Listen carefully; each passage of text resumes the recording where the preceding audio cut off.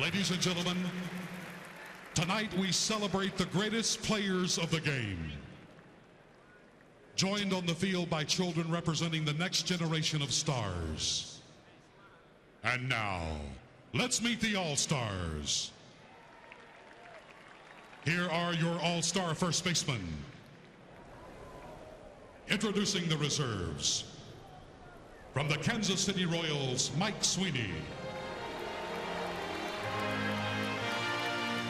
From the Seattle Mariners, Edgar Martinez. From the Tampa Bay Devil Rays, Fred McGriff. From the Toronto Blue Jays, Carlos Delgado. And from the Colorado Rockies, Todd Helton. Here are your All-Star second basemen. Introducing the reserves. From the Chicago White Sox, Ray Durham. From the Montreal Expos, Jose Vidro. And from the New York Mets, Edgardo Alfonzo.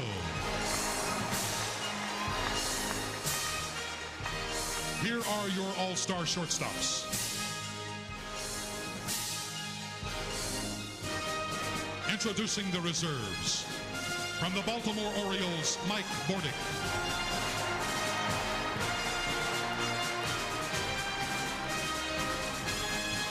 From the Boston Red Sox, Nomar Garciaparra.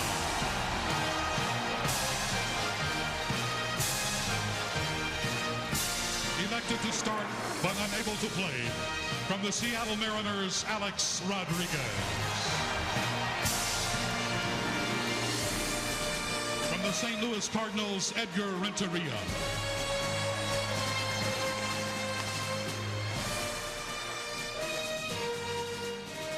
Here are your All-Star third basemen. Introducing the reserves. From the Anaheim Angels, Troy Klaus.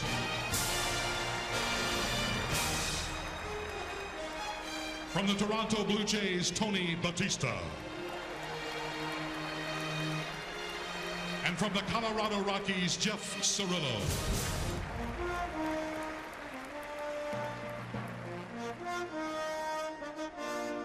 Here are your All-Star outfielders.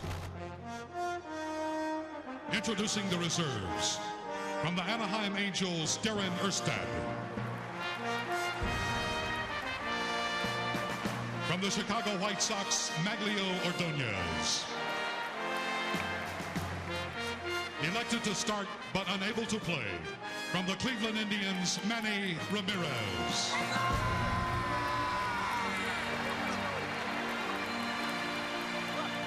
From the Minnesota Twins, Matt Lawton. From the Arizona Diamondbacks, Steve Finley. From the Atlanta Braves, Andrew Jones.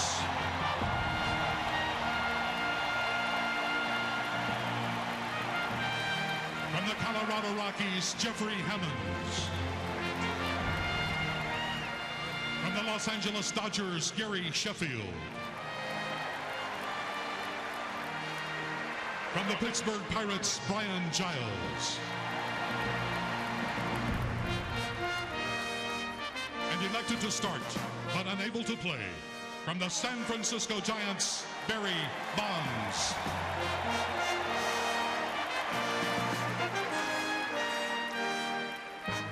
Here are your All-Star catchers. Introducing the reserves. From the New York Yankees, Jorge Posada.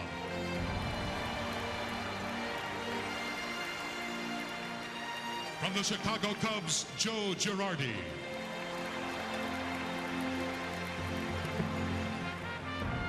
From the Philadelphia Phillies, Mike Lieberthal.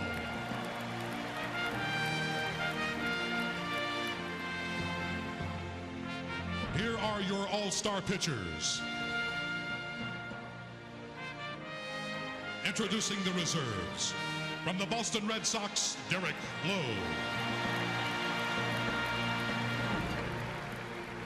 Pedro Martinez.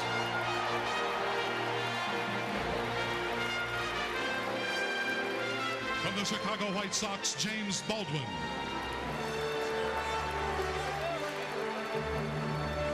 From the Cleveland Indians, Chuck Findlay.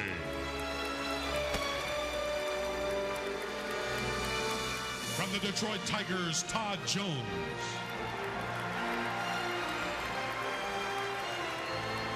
From the New York Yankees, Mariano Rivera. From the Oakland Athletics, Tim Hudson. And Jason Isringhausen. From the Seattle Mariners, Aaron Seeley. From the Atlanta Braves, Tom Glavine.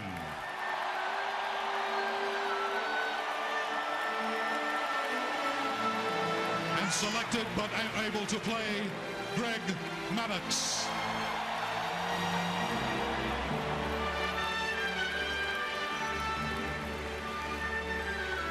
From the Cincinnati Reds, Danny Graves. From the Florida Marlins, Ryan Dempster.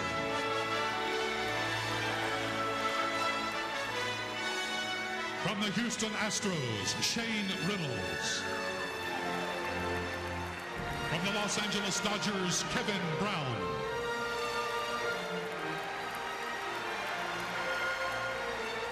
From the Milwaukee Brewers, Bob Wickman. From the New York Mets, Al Leiter.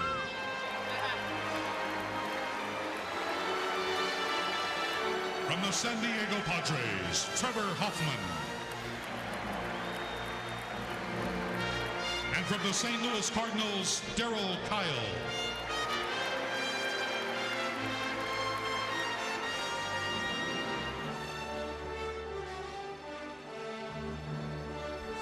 Here is the American League All-Star coaching staff.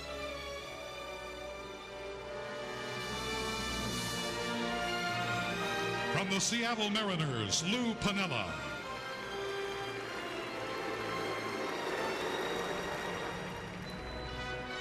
From the Tampa Bay Devil Rays, Larry Rothschild. From the Cleveland Indians, Dick Pohl.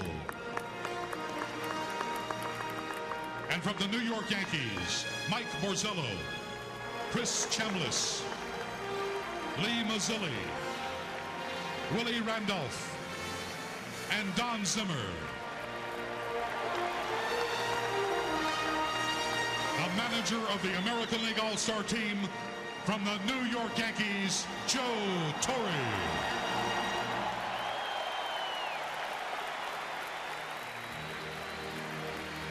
Here is the National League All-Star coaching staff. From the Arizona Diamondbacks, Buck Showalter. From the Houston Astros, Larry Dierker. From the Atlanta Braves, Pat Corrales, Bobby Dews, Glenn Hubbard, Leo Mazzoni, Merv Rettenman, and Ned Yost. The manager of the National League All-Star team from your Atlanta Braves, Bobby Cox.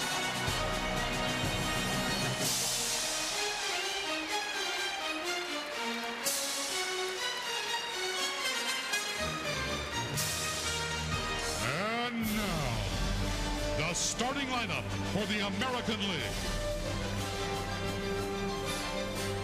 Leading off from the Cleveland Indians, playing second base, Roberto Alomar.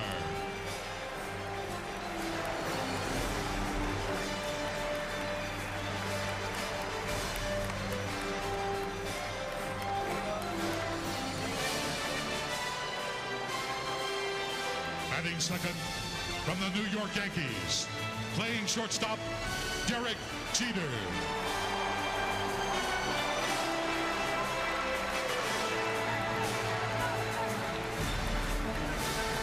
Batting third from the New York Yankees, playing center field, Bernie Williams.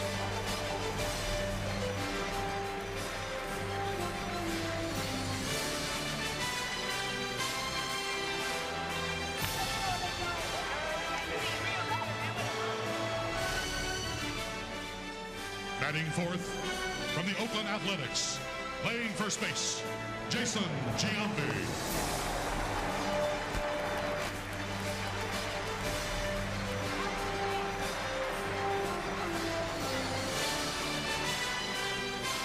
Batting fifth from the Boston Red Sox, playing left field, Carl Everett.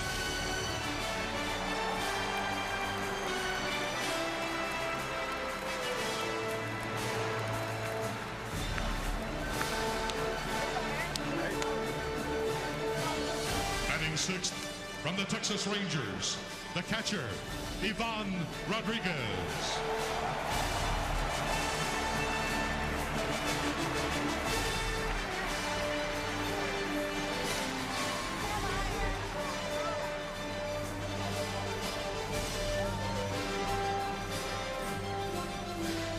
Seventh from the Kansas City Royals, playing right field, Jermaine Dye.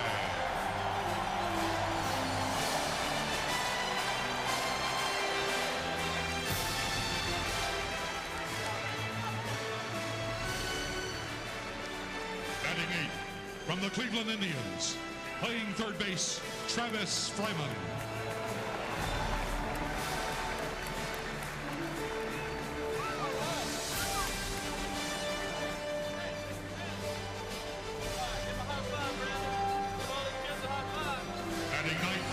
Warming up in the bullpen from the Toronto Blue Jays, the pitcher, David Wells.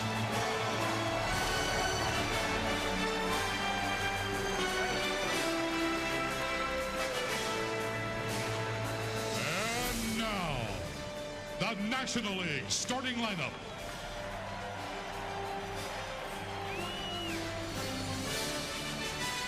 Leading off from the Cincinnati Reds, playing shortstop, Barry Larkin.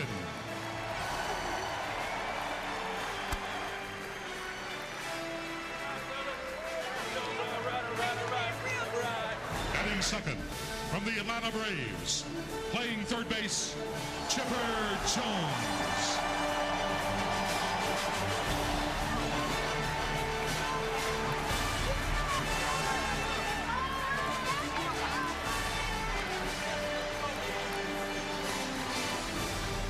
Batting third from the Montreal Expos, playing left field, Vladimir Guerrero.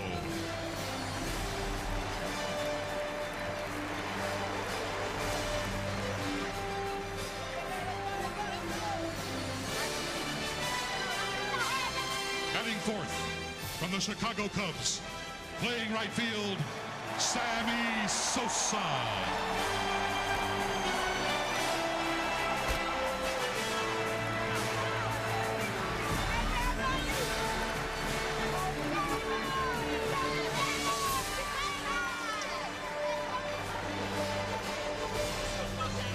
Batting fifth from the San Francisco Giants, playing second base, Jeff Kent.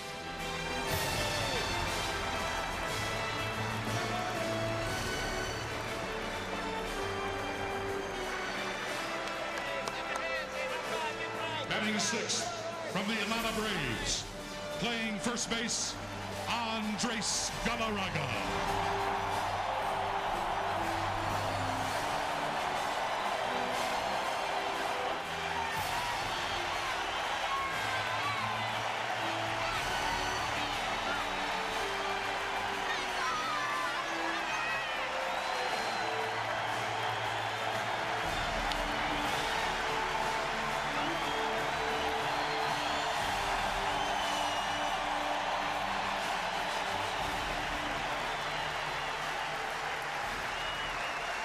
Batting seventh from the St. Louis Cardinals, playing center field, Jim Edmonds.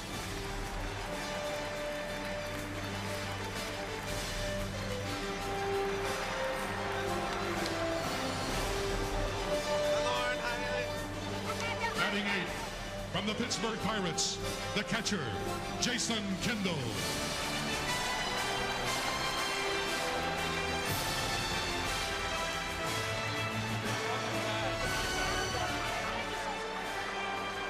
Batting ninth, warming up in the bullpen. From the Arizona Diamondbacks, the pitcher, Randy Johnson.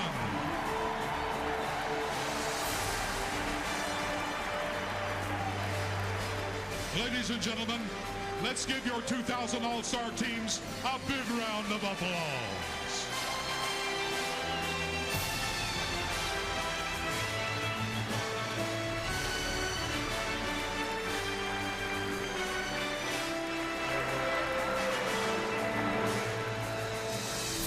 When we come back to Atlanta, the national anthem sung by recording star Brandy.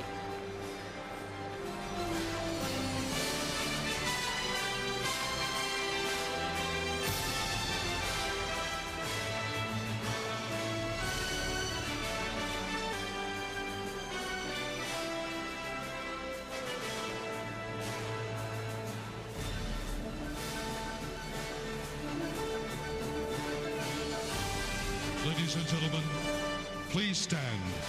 Kindly remove your caps for the singing of the Canadian National Anthem, which will be presented tonight by Juno Award-winning Sony recording artist Chantel Kreviazig. Oh, Canada, our home and native land, true patriot love, in all thy sons command. With glowing hearts we see thee rise, the true north, strong and free. From far and wide, oh Canada, we stand on guard for thee. It's à valeur de foi trempée, protégera nos forces et nos droits. Oh Canada, we stand on guard for thee.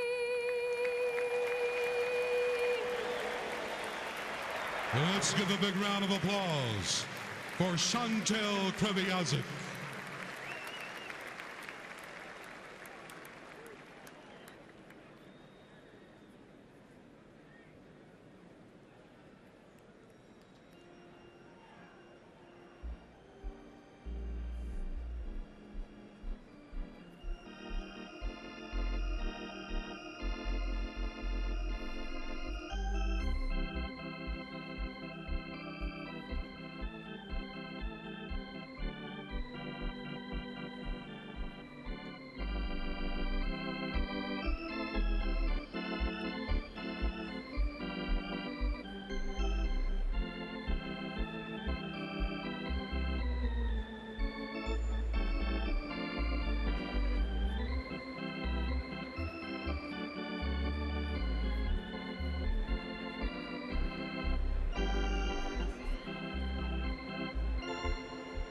Ladies and gentlemen, please remain standing, and to honor America, join in the singing of our national anthem, which will be presented tonight by film, television, and Atlantic recording star Brandy.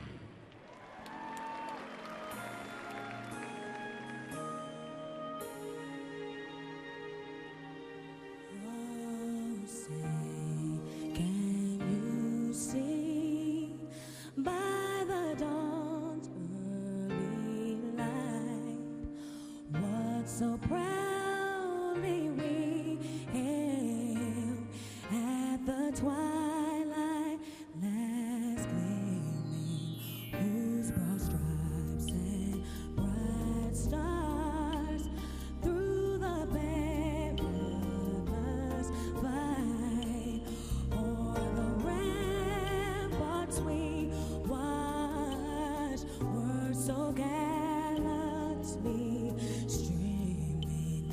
And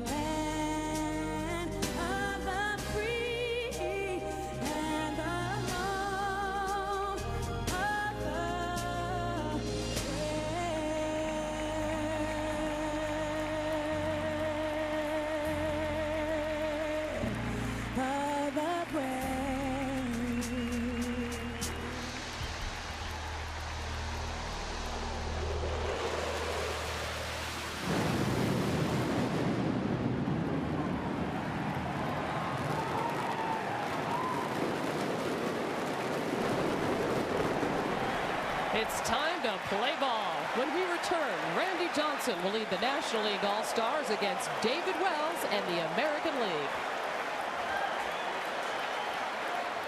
As we return to Turner Field, we're joined now by Hall of Famer and 10-time All-Star Joe Morgan, the MVP the last time the All-Star game was played in Atlanta in 1972. His 10th inning single off the Orioles, Dave McNally, won it for the National League. As we've noted, and we'll talk more about this as the broadcast continues, there are many big names missing tonight, but the game still has plenty of star power. Some of them established stars, others on the brink of superstardom. Pick one guy from each league that you're really focusing on tonight. Well, Bob, it's very rare when we get an opportunity to see a player that could be the best ever at his position. But that's what we have in Ivan Rodriguez. He is a great defensive catcher, a powerful hitter. He runs well. He hits for a high average. I mean, eventually he could be the best catcher ever. And that's saying a lot. Especially coming from a guy who was a teammate of the great Johnny Bench. It really carries some weight. There's a guy over in the National League who is just about to bust loose. The players know about him. The people who follow the game closely know about him. The casual fans will soon. Well, they call him Bad Vlad. That's Vladimir Guerrero of the Montreal Expos. This guy has potential that's unlimited. Great power hitter, runs. He has a .369 batting average, one of the strongest arms in baseball. And these two guys really kind of show the influx of great Latin American talent that we have in the game today, and is on display every day at some ballpark. The Latin Americans have showed that they are great baseball players. In fact, roughly a third of the players selected for this game are Latin American. Joe Torre and Bobby Cox beating out at home plate. The American League has won the last 3 All-Star games and 9 of the last 12. But overall, the National League, because of their dominance in the 60s and 70s and part of the 80s, still leads the series by a wide margin, 39-29, with 1 tie. When you were playing, Joe, there was a real passion surrounding this game and a real desire to win, I think especially on the part of the National Leaguers. Well, you were really identified with a league in those days, Bob. There have been so many superstar players move from the American League to the National League and vice versa. But in those days, all the National League superstars stayed in the National League and all the American leaguers were in the American League. And you wanted to prove that your league was better than the other league. And I think now that that's not the case anymore. The game is still important, but there's so much hoopla surrounding it, the home run derby and whatnot, the ceremonies before the game, that it's leaning more in the direction of an exhibition than a torrid competition. Well, I agree, and a lot of the players are just happy to be here, and that's great, because I think it's a great exhibition. I mean, the fans enjoy it. The fans get a chance to see all the great players on the field at the same time, and I think that's what the All-Star game was meant to be, all the great players on the field at the same time.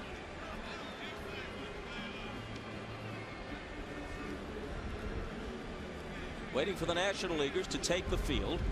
Randy Johnson will start for them. That surprises some people because he pitched on Sunday and got his 14th victory against only 2 defeats with a win at Oakland. But this would have been his day to throw on the side anyway, and he's going to pitch just 1 inning. No matter how well he does, it's 1 inning only for Randy Johnson, and then he can take his normal turn when the season resumes. But it also points out that this is very important to Randy. He wanted to pitch.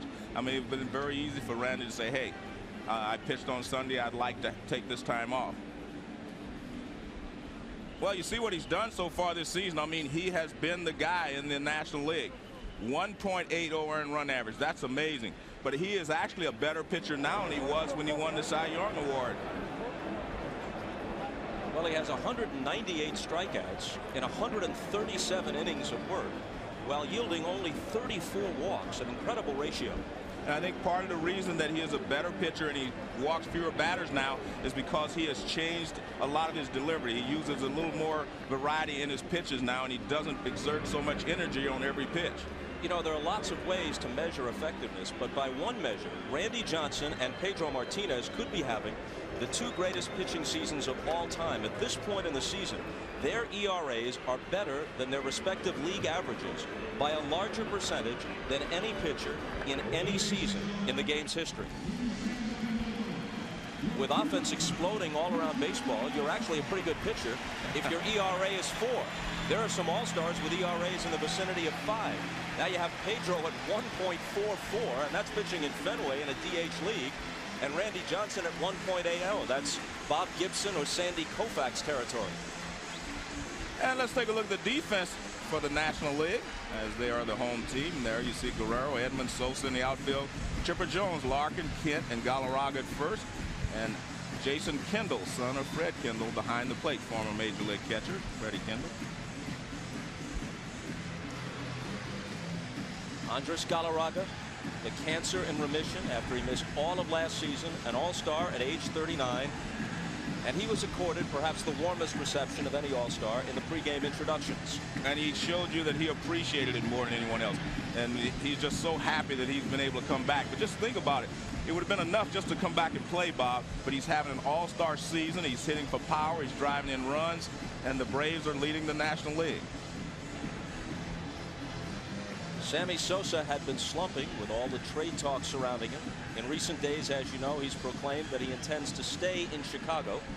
He certainly was loose last night. He jacked 26 out of here in the home run competition. I talked to him about 3 days ago, Bob, and he told me that he was definitely going to stay in Chicago the remainder of the year. And that did put a smile on his face. He knows now that he's going to be there. And he says he really hasn't had a hot streak yet this year as far as home runs are concerned.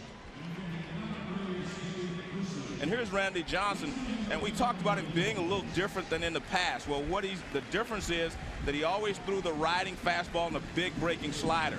He has added a sinker to his repertoire, and he also throws a shorter, harder slider. So it makes him almost impossible to hit now. He was just really tough before, but he's a much better pitcher now than he was, 2 years ago. Between the nearly 100-mile-an-hour heat and the wicked slider, and then you throw in the size and that motion, he leaves left-handed hitters trembling.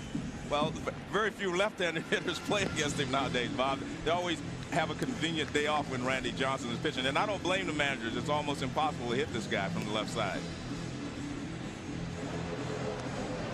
There's his opponent, David Wells. The starters tonight are not exactly prototypes when you talk about big league physiques. Johnson's the tallest pitcher in Major League history at 6'10" and a lanky 230.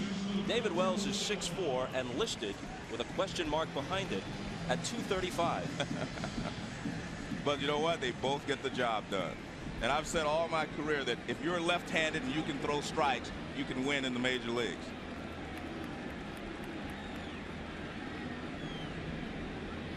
Roberto Alomar particularly grateful on this night that he's a switch hitter. From the right side against Johnson, flashbulbs popping on the first pitch. It's Larkin scooping it up and throwing him out.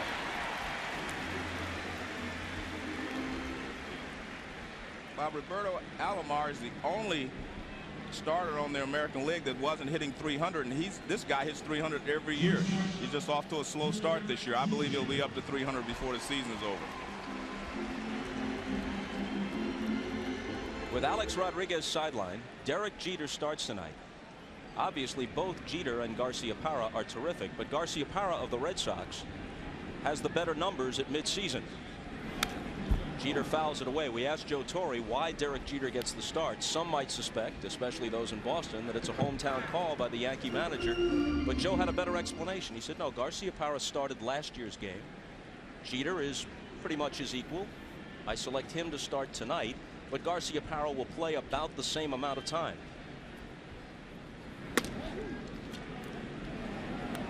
Have there ever been 3 shortstops in one league at the same time with numbers like these? A liner to left. It'll drop for a hit. Down the line. Possible extra bases. Jeter on his way to second as Guerrero fires a bullet toward the middle of the diamond, but Jeter is in standing.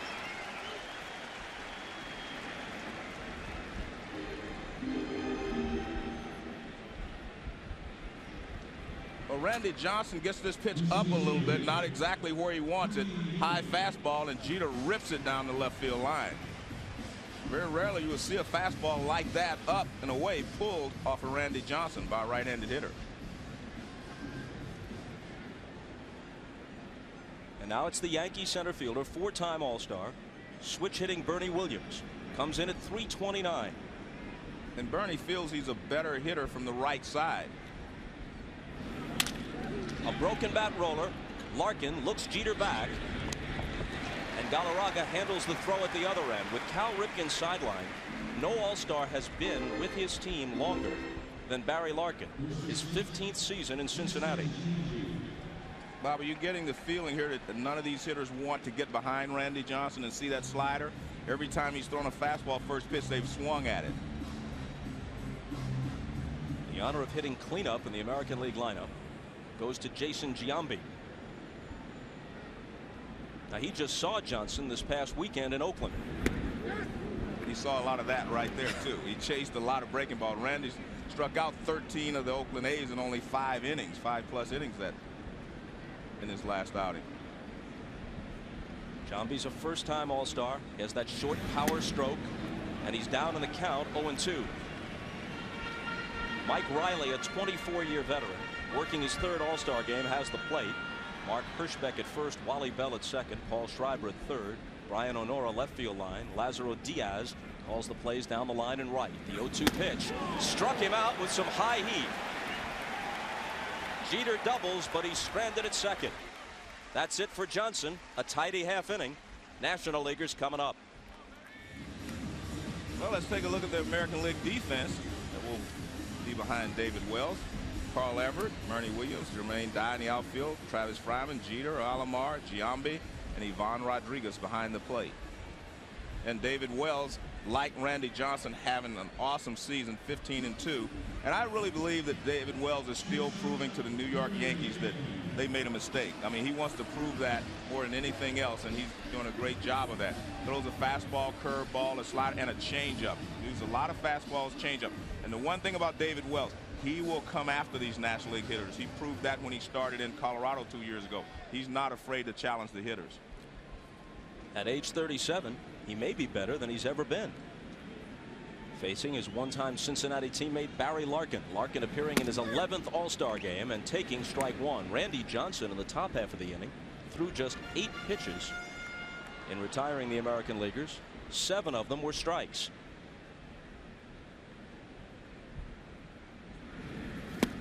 Larkin's bat goes flying as he swings and misses.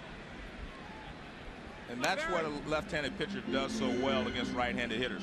Ball tailing away, and that's why they're so effective. That's why I say if they can throw strikes, they can win in the major leagues, because right-handed hitters have trouble with this pitch. Watch, it just moves away. And that's a natural movement for a left-handed pitcher to a right-handed hitter.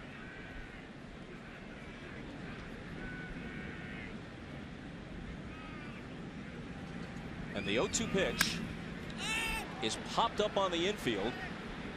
Giambi in from first base to take it.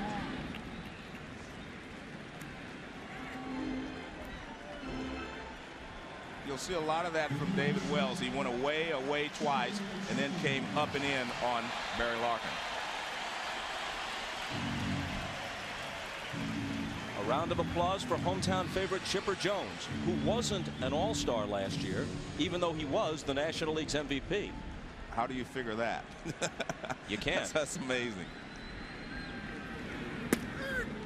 A switch hitter who used to do almost all of his damage from the left side, but when Don Baylor was the hitting coach here with Atlanta, he really got Jones to be more aggressive from the right side of the plate. It began to pay dividends a year ago. Hit through the box for a base hit. And that's what you have to do against a left-handed pitcher like Wells. The ball's tailing away. You do not try to pull it. Watch, he doesn't try to pull this ball. It's a fastball on the outside part of the plate, tailing away from him. Look at that, off the plate. Actually, he just reaches out and hits it right back through the middle. You can't pull this pitch. You just go back through the middle with it. Good hitting there by Chipper Jones.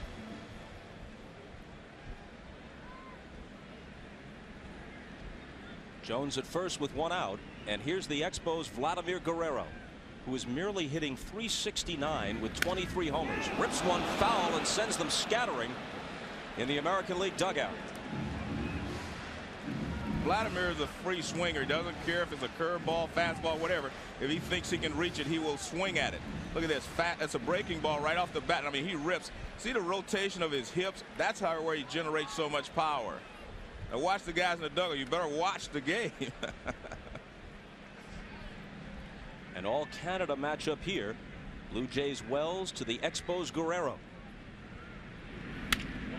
A line drive grabbed at second base by Alomar, and scampering back to first is Chipper Jones. That's an unusual play in that Alomar was playing him up the middle. Vladimir hits the ball all over, but this pitch is away, and he rips it up the middle. But right there is Roberto Alomar. He has a knack of being at the right place at the right time.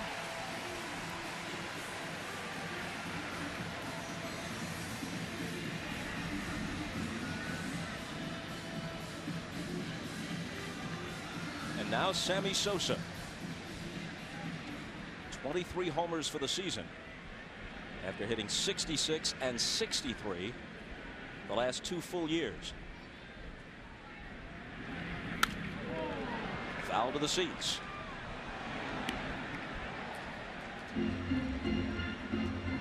Not bad numbers, huh? Look at that. 66, 63. He actually became the first player in the history of the game to hit 60 plus 2 years in a row, and then he was joined by Mark McGwire, of course. And McGwire out-homered him both in years. each year by season's end.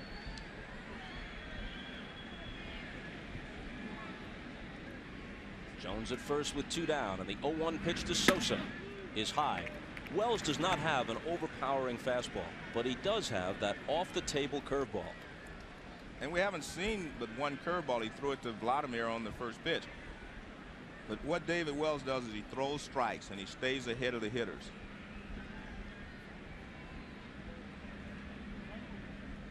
His 1-1 pitch is bounced foul.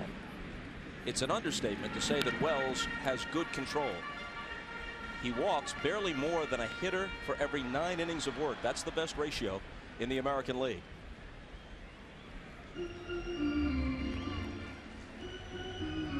And what he has always been is a great postseason pitcher. And the other thing he's always been is a free spirit. One look at him, even if you didn't know anything about him, would tell you that. Here's the 1-2. Beautiful. Got him looking. Each starter allows a hit in the first, but each runner is stranded. No score after 1 in Atlanta.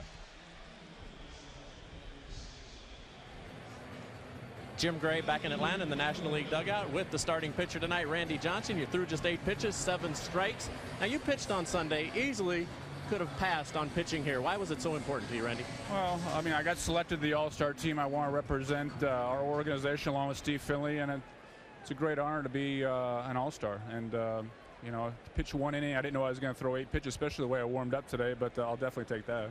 Now you've had back surgery. You've thrown a lot of pitches. You're 36 years old. As you go down to the second half of the season, is your back a concern at all? Not at all. I haven't had. I've only been on disabled list 2 times in 12 years, so and I haven't had any problems with my back since I've had surgery, and that was back in '96. So, Randy, good luck in the second half. The Diamondbacks are doing well. Thank you. All right, back upstairs to you, Bob. Thank you, Jim and Randy. The new National League pitcher is Danny Graves, who didn't expect to be here. He was literally packed to go fishing when he got the call after Greg Maddux was hurt. 26-year-old right-hander from the Reds facing Carl Everett of the Red Sox and getting ahead of him 1-2. Graves is 9-1. His ERA is under 2, and he saved 14 of a possible 15. Bob, the great thing about the replacements, the guys who were chosen to replace the injured players, they could have easily have been chosen to be here in the first place. They are good players. They're all-star caliber players anyway. There just wasn't enough room for everyone. Everett with a drive toward right center field. Sprinting over is Jim Edmonds, and this is nothing for him. One of the best ball hawks in all of baseball. Listen to this conversation in the American League dugout between Joe Torre and his former pitcher, and his pitcher again for a night, David Wells.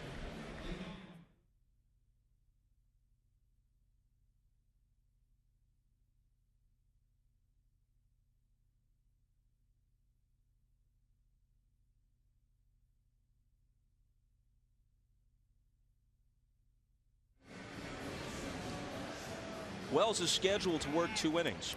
If 2 men get on in this inning, pretty clear that Torre's going to let him bat, which might be comical.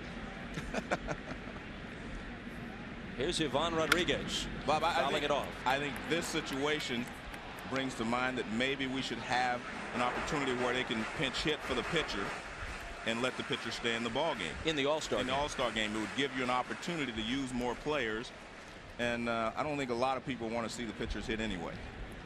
Whether you like the DH in other games or not, in the All-Star game, there's no reason for a pitcher to hit.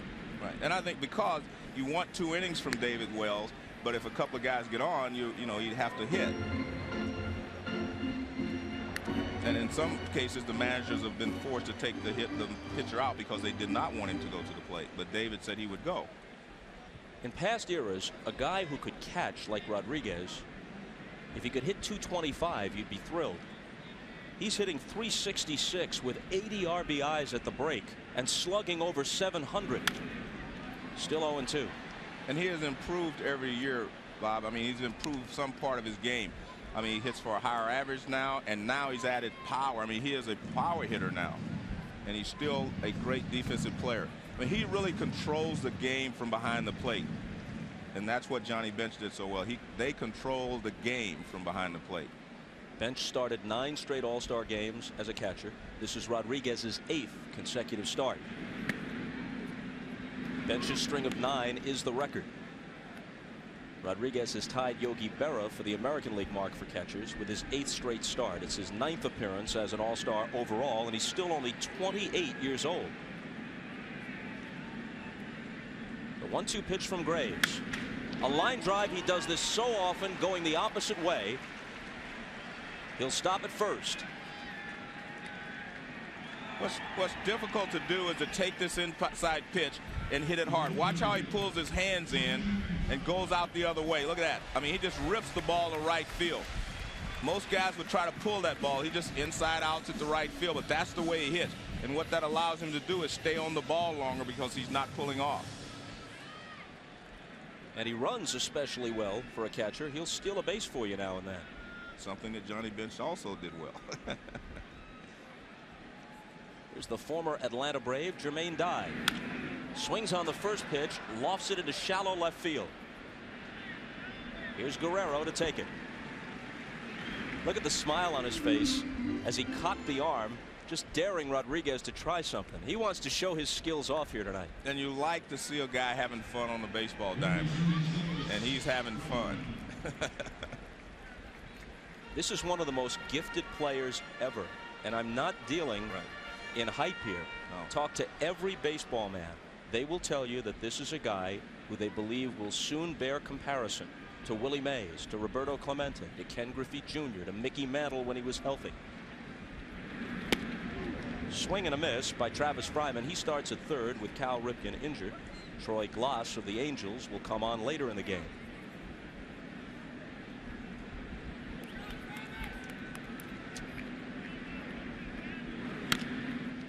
Slow roller foul.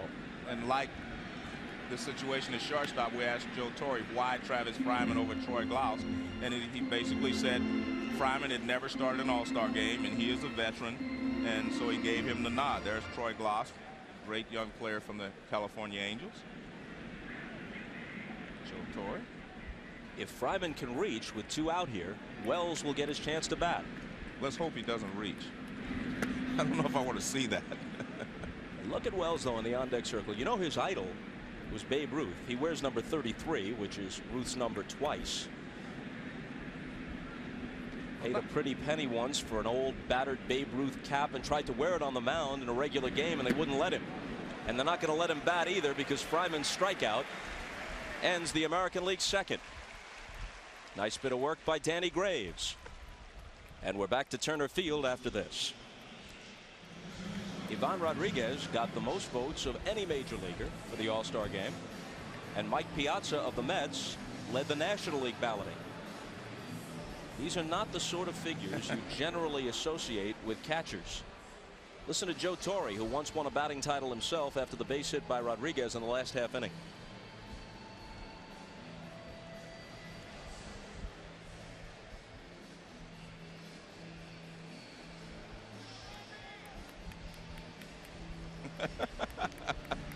Of course, by the time Torre won that batting title in St. Louis, he was playing third base. Bob, look at these numbers. Last year he hit 332, 35 home runs, 113 RBIs, and 25 stolen bases. I mean, that's special, and he was American League most valuable player.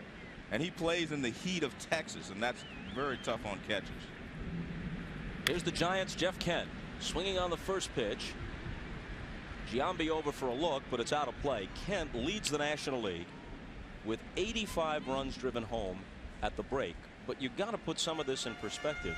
There are 46 major leaguers, 46 with 60 or more RBIs at the break.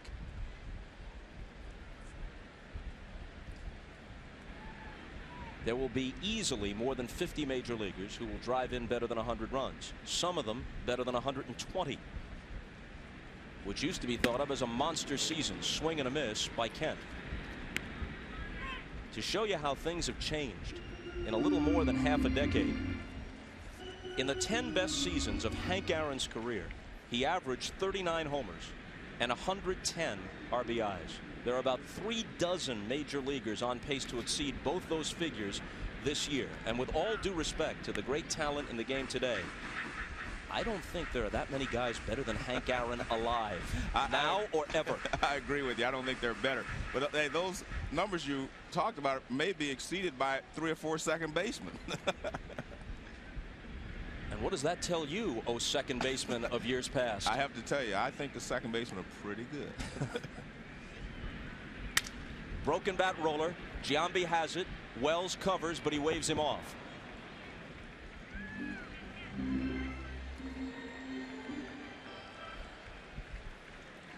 And now listen to the reception for Andres Galarraga.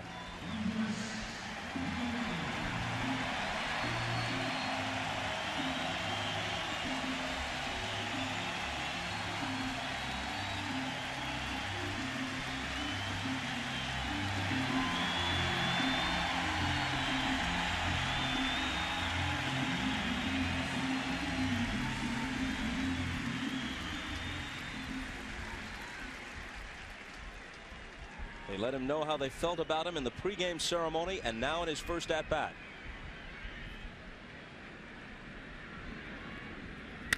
And he lines it hard to left field, but Carl Everett scarcely has to move to take it. That was blistered, but right at the American League's left fielder. Bob, I think Andres is very well named. They call him El Gato, the cat, the big cat. And I mean, he's like a big cat. He's easy to love. I mean, he is just a great individual.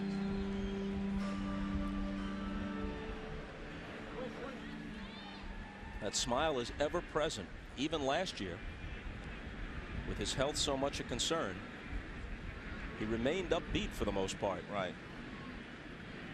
Jim Edmonds swings on the first one and fouls it to the screen. A year ago, he missed more than half the season with the Angels because of injuries and batted only .250 with 5 home runs. This year, he's a bona fide MVP candidate, at least off the season's first half returns, hitting .341 with 25 homers in St. Louis. And playing a fabulous center field. And he has a very unusual hitting style, Bob. He really doesn't stride. Most people stride forward with their right foot or their front foot. He just kind of lifts his back heel and drops it back down. He does not generate a lot with his lower body. You might as well go up there swinging against Wells because he's not going to walk you. That's true. Let's take a look at this swing. Now watch, he doesn't stride forward. Look at his front foot. He just lifts his heel and puts it back down, and that's how he starts the bat. Most hitters use their lower body to generate bat speed. He does it with his top half of his body. Talking about going up swinging against Wells, it isn't just that it's unlikely that he'll walk you. It's unlikely that you'll get ahead in the count and be able to sit on a pitch. He's always working ahead of you.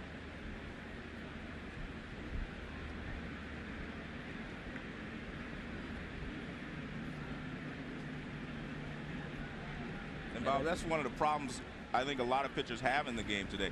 They fall behind and then they have to give in to the hitter. But your better pitchers are ahead of the hitters, and the hitters have to give in to them a little bit.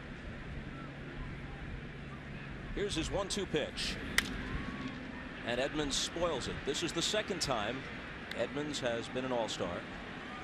He would have been a reserve, but Ken Griffey Jr.'s injury makes him the starter in center field.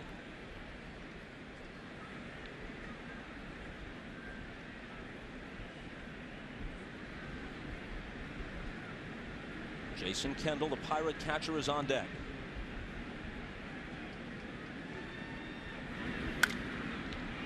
And this one is lifted back of third. Travis Fryman has no play on it.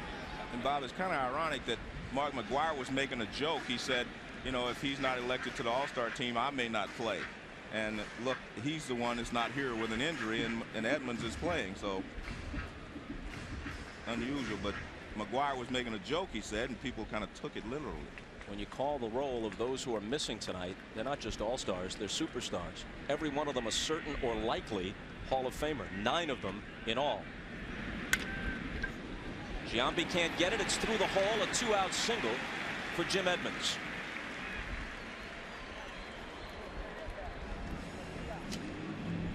And folks, you can log on to MSNBCSports.com for a comprehensive in-progress total cast of the All-Star Game featuring real-time stats, pitching and hitting charts, and an in-game box score. Plus, after the game, listen to audio reports featuring players from both leagues and a special look ahead to the second half of the season. All at MSNBCSports.com, the official website of NBC Sports.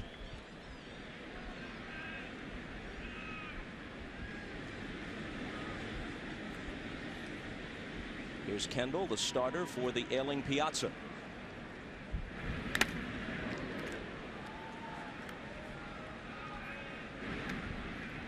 That one rattled Rodriguez's cage just a bit.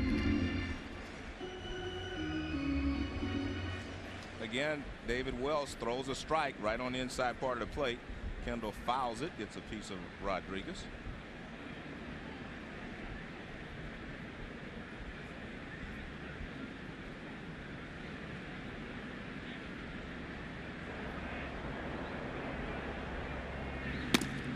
That one's down and in, 1-1. Here are the 9 who are missing. Ripken, A-Rod, Manny Ramirez, Pedro Martinez from the American League, and from the National, McGwire, Griffey, Pons, Piazza, and Maddox. There'll be some plaques with those names in Cooperstown someday. 1-2. Jason Kendall has come back to all-star form after one of the most gruesome injuries in recent memory. A broken ankle last year, which ended his season and placed his career in doubt. And he's come back to hit .319.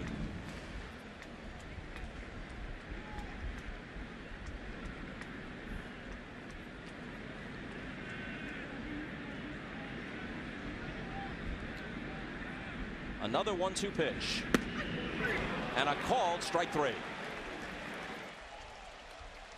So David Wells puts his 2 innings in the book, and no one's broken through yet. Back here at the All-Star game in Atlanta, Jimmy Roberts in the dugout with the American League pitcher of the first 2 innings, David Wells, his son Brandon. David, we heard an interesting discussion between you and your old manager Joe Torre about hitting. What was your strategy had you had a chance to bat? Well, I probably know me would have been swinging for something, but he encouraged me to just take 3 and sit on down. But you know, when you get up in this situation, if you get the opportunity, you can't leave the bat on your shoulder. The expectations of Toronto this year have clearly been exceeded. So much talk Sean Green has gone, talk of Carlos Delgado being traded. How do you explain how well Toronto has played this year so far? Well, you know what, these guys just go out and play hard every day. I mean, if you can follow by example Raul Mondesi, who just runs everything out. He's a locomotive, and you know, and that inspires other guys to go out there and play just as hard. And you know, and that's what we do. We go out there, we play hard for 27 outs, and you know, it gets contagious. And you know, with the young staff that we have, you know, either side, it's you know, it's something to me that you just have to go out there and make the good pitches and keep the team in the game, and you've got a chance of winning. All right, back to you, Bob. Joe, that is the sort of play Jim Edmonds seems to be making almost every night this year in St. Louis. And of course, Angels fans watched him do it for several seasons out on the West Coast. Well, watch him. He makes this catch and then he turns around. Guerrero, he says, wow. I think he was a little impressed. Well, he runs, he keeps the ball over his shoulder, and that is a difficult play. That is not an easy play. That ball was hit by the Orioles' Mike Bordick, batting for David Wells. And look at this. I mean, look at this play. I mean, it's over his shoulder. Roberto Alomar slices that one foul. Kevin Brown is the new pitcher for the National League. There you see the Gold Gloves that he has won. Both of those coming in the American League. But with plays like that, he'll probably win one in the National League sooner or later. So Randy Johnson pitched the first, Danny Graves the second, and now Kevin Brown, 8-2 this year with a 2.38 ERA, second in the National League to Randy Johnson's 1.80. Johnson a spectator now. This for Brown of the Dodgers is his 5th All-Star appearance. A ball and 2 strikes. Kevin Brown has a great fastball, 2 different fastballs. He throws a great sinking fastball and a riding fastball, one that stays up, and he throws a slider. There's a sinker down.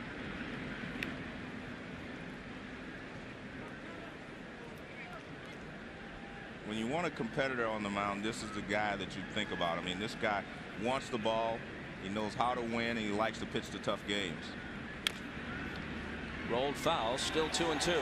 Dave Winfield made the play. He's the honorary American League coach tonight, and he's on the lines at first base. In '97 in the LCS here, Kevin Brown argued with Jim Leyland to stay in the ball game, and then he went out and won the ball game for the Marlins, and they went on to defeat the Braves in the LCS. If it's pleasantries you want, Kevin Brown is not your man. If it's a tough competitor you're looking for, he's one of the best. Full count to Alomar. Brown was the winning pitcher in the 1992 All-Star game. He was a member of the Texas Rangers then. And he walks Alomar. Good eye there by Alomar.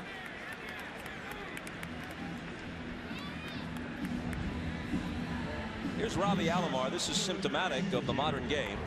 He's a fabulous player, an 11-time All-Star. He's been an All-Star with 4 different teams: the Padres, the Blue Jays, the Orioles, and now the Indians. And that is unusual for a guy of his caliber, because I mean, he is a superstar player. Now here's Jeter, who doubled his first time up. Hits one through the middle. Alomar's going to stop at second. 2 on with 1 out, and Jeter's 2 for 2. Derek Jeter is definitely a free swinger. The first pitch he sees that he thinks he can hit hard, I mean, he swings at it. He doesn't take a lot of pitches, and he grounds this right back through the middle. Kevin Brown started the sinker off the plate outside and it moved back over the plate, and he hits it right back up the middle.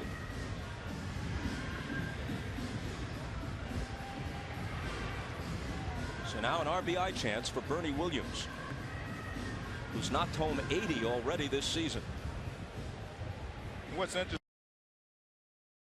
is it won the World Championship. They really didn't have a legitimate MVP candidate. Now I think they do. I think Bernie Williams is definitely an MVP candidate. Derek Jeter and Williams were both kind of head to head the last couple of years, but I think Bernie Williams is definitely a candidate to be the MVP. Strike 1 to Williams, who grounded to short, batting right-handed against Randy Johnson in the first. There you see his numbers. Last year 115 runs batted in, and right now he's on pace to drive in 150 or so. But as you mentioned, a lot of guys are on pace to drive in 140 to 50. You got to adjust these numbers for inflation, the same way you would prices or salaries. A called strike, 0-2.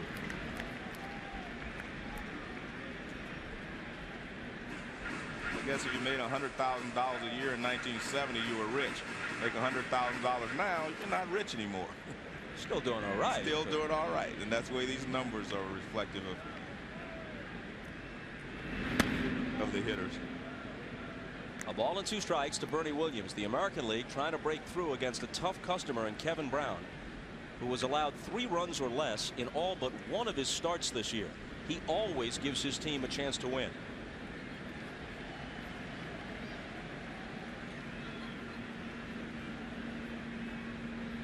Good speed on the bases. Alomar away from second.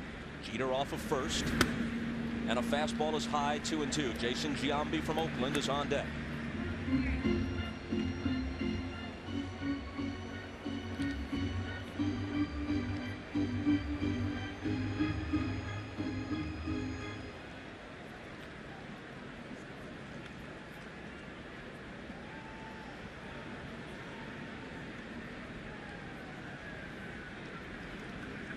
The 2-2 pitch.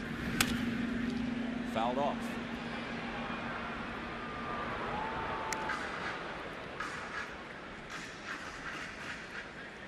With Bernie Williams at the plate, we're reminded of the Yankees situation. They played well in the last week prior to the All-Star game, edged back into first place. And while they have a chance to return to the World Series, they are not the prohibitive favorites they have been in recent years. They've come back to the pack a bit.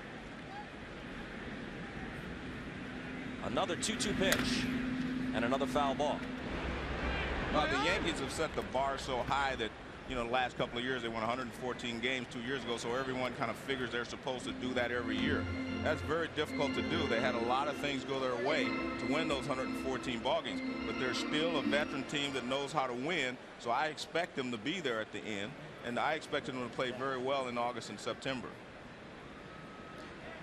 And when you've got Mariano Rivera, who we saw there with his battery mate Jorge Posada, that gives you an edge over most teams in the majors, especially when a pennant race moves into the stretch. Again on 2-2. A little squibber toward Chipper Jones. He goes to the bag for the force. He fires across the diamond, and Williams beats it there. 2 on with 2 out.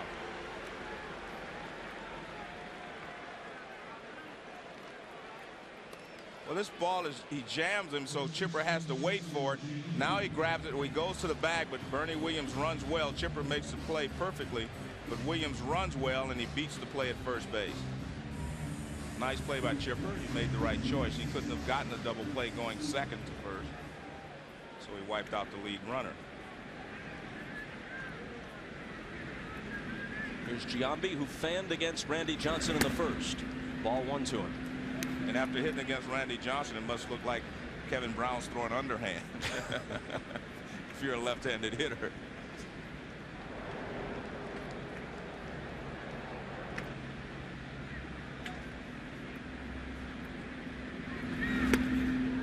Swing and a miss, 1-1. Another good sinker from Kevin. Brown throws what players call a heavy ball. Very heavy, and this ball here explodes down. See, it's a strike. It's up above the knees, and by the time he swings at it, it's well below the knees. Missed the inside corner, 2-1.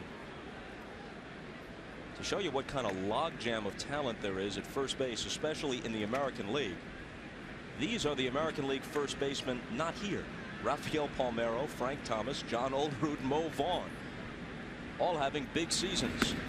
And I am personally disappointed that Frank's not here, because he's on the team with the best record in all of baseball, and he has great numbers. So I really think that your team doing as well as his team has, and he has a chance to be the MVP in the league, I think that's sending a bad message. I think it's about team and the guys that are winning or helping their teams win.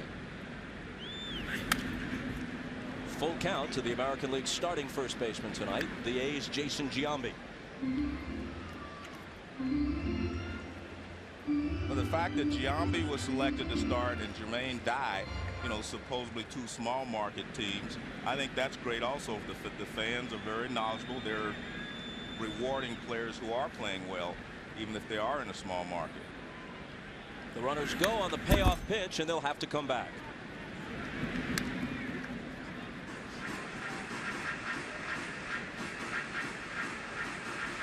Pitching in Atlanta always means something to Kevin Brown. He's from McIntyre, Georgia, which is near Macon, and which has a listed population of 552. If you're a big leaguer of any description, you've got a pretty good chance to be the most important guy from McIntyre, with only 551 others in competition. But if you're Kevin Brown, no contest. The bases are loaded on the walk.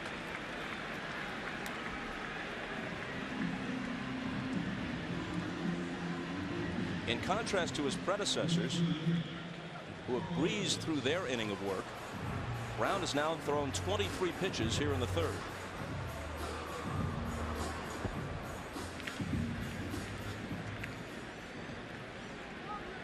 Here's Carl Everett, who would have been on the team in any case, but got a chance to start after the Indians' Manny Ramirez turned up hurt. Ball 1 to him.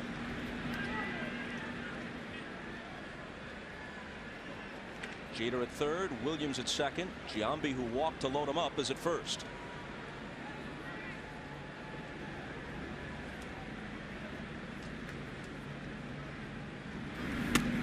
Up and in, 2-0. The last Grand Slam in All-Star competition, you saw the graphic a moment ago, is also still the only one, remarkably enough, 1983 at the old Comiskey Park by Freddie Lynn off Atlee Hammaker.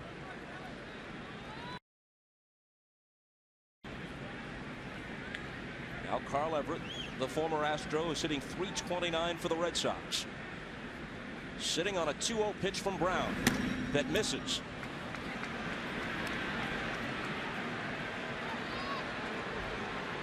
Sometimes you get in an all-star game, and as a pitcher, your adrenaline's flowing and you overthrow a little bit. And I think that's what's happening to Kevin Brown, because he never has trouble with his control.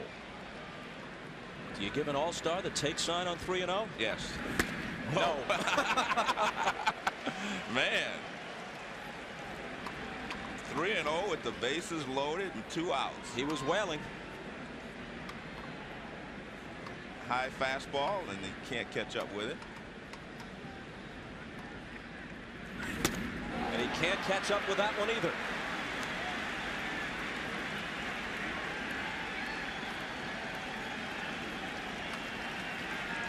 Top of the third, no score. Bases loaded, 2 out, and a 3-2 pitch coming from Kevin Brown to Carl Everett. The runners go, and he pops it up. Let's see if it stays in. It won't.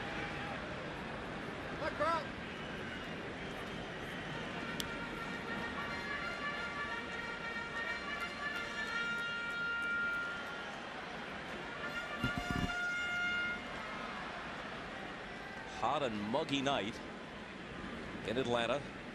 Sweat pouring from Carl Everett. Actually, if you're a player, Bob, you love it like this. Very easy to get loose.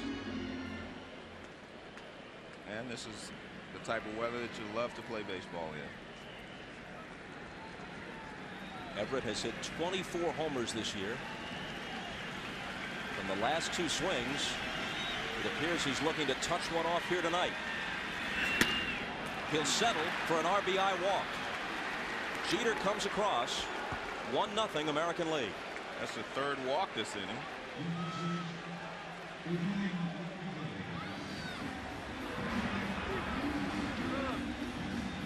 And it brings a visit from Bobby Cox.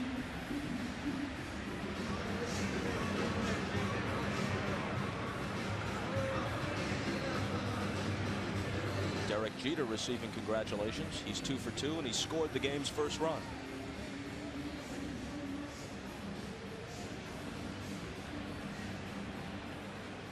It never gets any easier in an all-star game. Now Brown has to work to Ivan Rodriguez.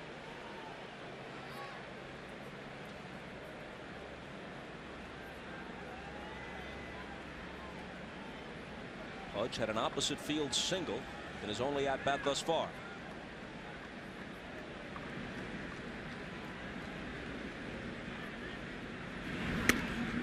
Ball 1. As great as Rodriguez is behind the plate, one of the best ever, there's been talk for a while of converting him to a second baseman to try and prolong his career. And he says he wants to go to the Bucky Dent Baseball School in the offseason to work on playing the infield and also to work on switch hitting. If it ain't broke, why fix it? He slashes this one to center, but Jim Edmonds is there to end the inning. The Americans score 1 and leave 3. After 2.5, they lead it 1-0. Interest in the USA Olympic baseball team will be increased by the presence of Tommy Lasorda as the team's manager. We'll be seeing him in Sydney in a little more than 2 months. Bob, I saw him a couple of weeks ago in LA, and he said he's going to have his players so fired up they're going to think they're the 1927 Yankees. They may need it versus Cuba, Japan. Even the host nation, Australia, is growing stronger in baseball. The White Sox James Baldwin is the new American League pitcher. Joe Torre told us before the game he wants to get Baldwin in early, and he's done that because Baldwin's wife is expecting a baby any moment. He's going to hop on a plane before this game is over back to Chicago as soon as his stint is done. And for James, it'll be his 2nd child. He has a son. James III. Jeffrey Hammonds of the Rockies, a late addition, swings on the 3-0 pitch and fouls it off. He's pinch hitting for Kevin Brown.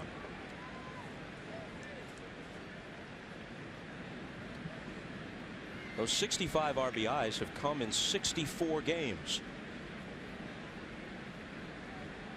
How much do he and his teammates like to hit at Coors Field?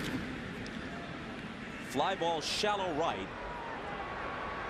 Jermaine Dye for the catch. And it's begun to rain lightly now. Not enough for the umbrellas to pop out just yet, but there was a chance of rain in the forecast. Quick thunderstorm came through about 3:30 this afternoon. Here are some folks who've come prepared.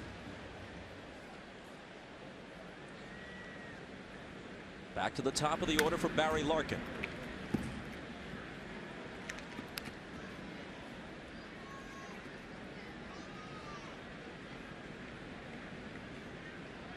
At age 36, he's still his league's best shortstop. In the American League, he'd have heavier competition. When a guy like Omar Vizquel can't make the All-Star team, that tells you what's going on in the AL at that position.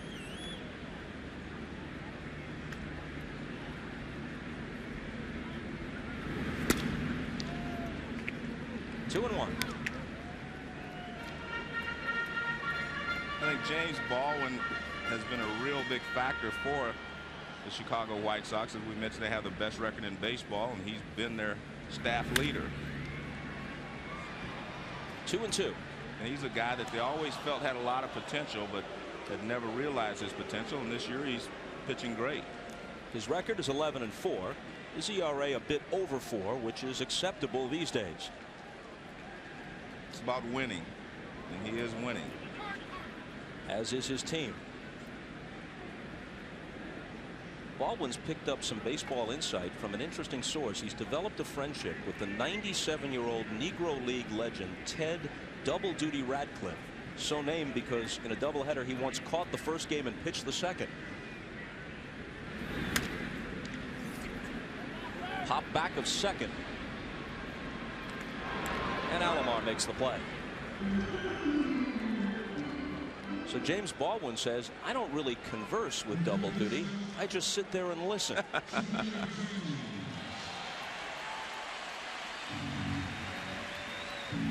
Some of those old Negro Leaguers, Buck O'Neill perhaps foremost among them, spin the greatest yarns, have the greatest appreciation for the game. If you're ever in Kansas City and have a chance to drop by the Negro League Museum there, it's a wonderful way to spend a day if you're a baseball fan. Some of my greatest moments, Bob, were the times that I was able to sit and listen to Satchel Paige before he passed away, talking about the Negro Leagues. They do have some great stories to tell. Chipper Jones had a single his first time up. Baldwin's 2-0 pitch. Hit in the air toward the gap in left center field and carrying pretty well, and this ball is gone.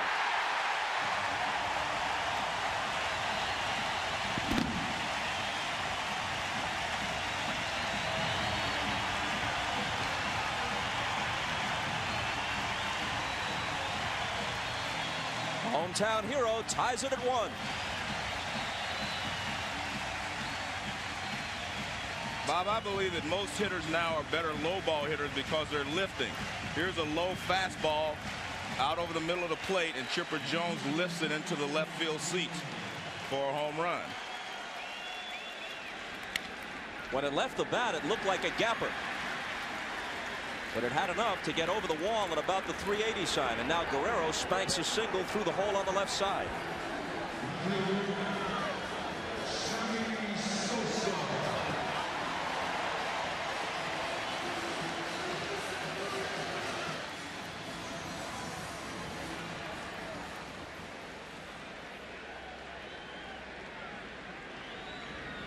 Here's Sammy, who struck out looking against David Wells in the first.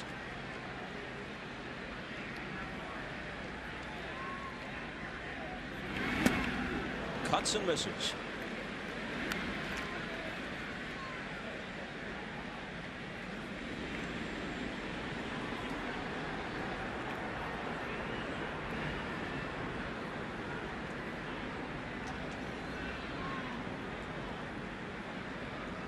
Tied at 1, last half of the third. And a called strike 0-2. The last time Baldwin faced Sammy Sosa, Sammy clouded a homer to dead center field off him this past Saturday at Wrigley Field. The Cubs really roughed Baldwin up in that outing, his last outing prior to the All-Star game. He lifts it into shallow right. Alomar sprinting toward the line from second base, and he has it. We're tied at 1 after Chipper Jones went deep to the opposite field.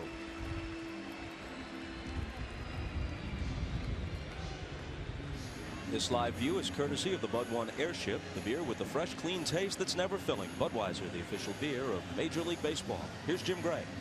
All right, down in the dugout with Bobby Cox. Bobby, how much of a nightmare is it for you, not only before the game, but now during the game, to juggle this roster? Well, it's a little bit more difficult, Jim, in the National League. With the American League, you can almost script your lineup exactly. You could tell the players which inning they're going to hit in and play in or pitch in. The National League's a little bit different. You know, because the pitcher has to hit, and you want to double switch and things like that, as we did with Gary. And now we might get Gary 3 at bats tonight. If we can score a couple runs, Sheffield will get 3. Even though it's tough to get all the guys in, a lot of people talk about expanding the roster. Would you like to see that? I think it's big enough at 30 right now. You know, if we expand it to 35, you still have 6 guys that were disappointed. So 28 was a little rough. 30, I think, just about right. All right, Bobby, we'll let you get back to managing. Check in with you later. Thanks. Bob, upstairs to you. Jim, thank you. The Gary that Bobby Cox referred to as the new left fielder, Gary Sheffield of the Dodgers, who takes over for Vladimir Guerrero. Sheffield will hit 9th, and the new pitcher, Al Leiter from the Mets, will occupy the 3rd spot in the order. 3 balls and a strike to Jermaine Dye. There are no red lights tonight. I agree. Maybe they may not even have any signs. You are swinging on every pitch. We've seen several cuts on 3-0 already. And Dye has a leadoff walk.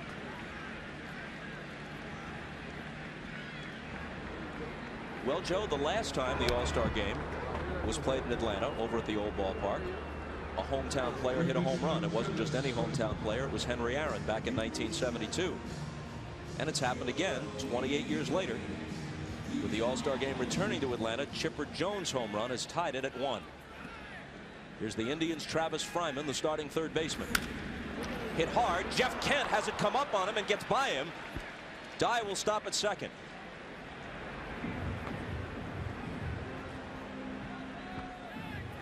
Well, Kent goes over, tries to get in front of it and knock it down. Ball's hit sharply right back through the middle by Fryman. If Kent comes up with it, it's a double play, but he slides into it and it goes on into center field for a base hit.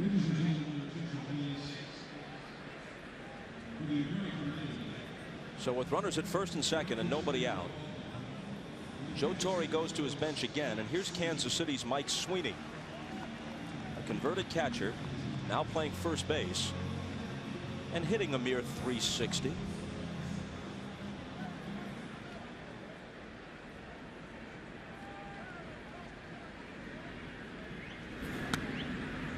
Ball 1 to him.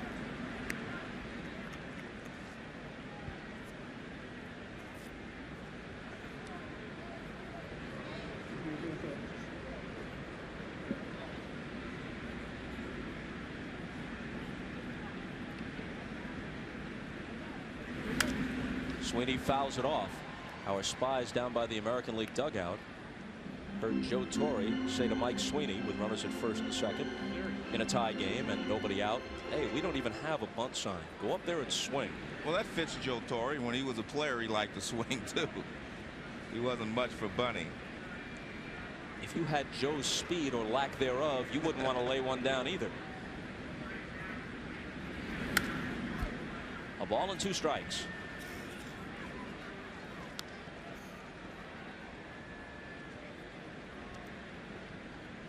Sweeney at age 26, making his first All-Star appearance.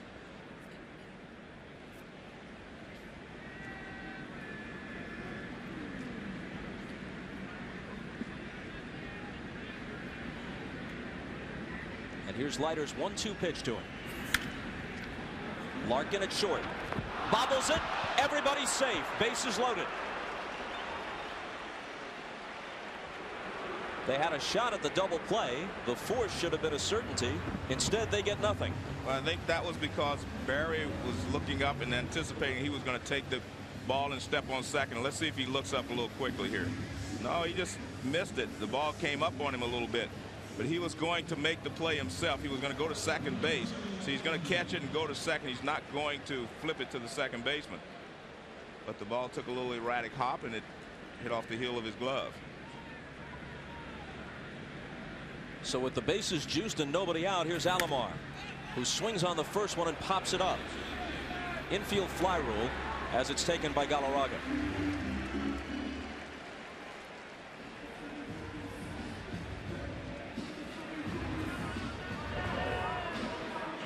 So Robbie's now 0 for 2 with a walk.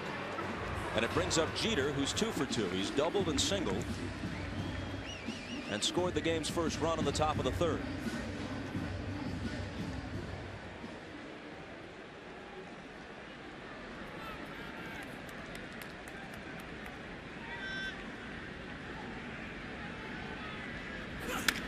A line drive, and he's 3 for 3. 1 run home. Fryman being waved in. It's 3-1 American League. Jeter has knocked in 2 and scored the other. So he's kind of justifying the faith that Joe Torre had in starting him in this ball game. He's a first ball hitter.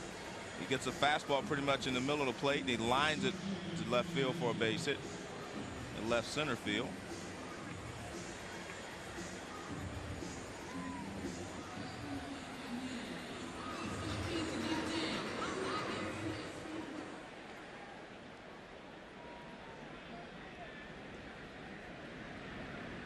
Here's Bernie Williams. He's 0 for 2. A little nubber in front of the plate. Kendall pounces on it, throws him out. The runners move up to second and third.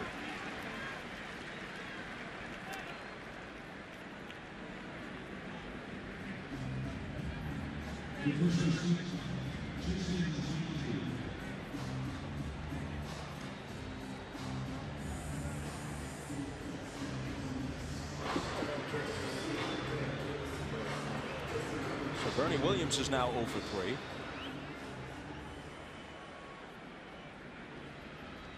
it's up to Jason Giambi, who struck out and walked.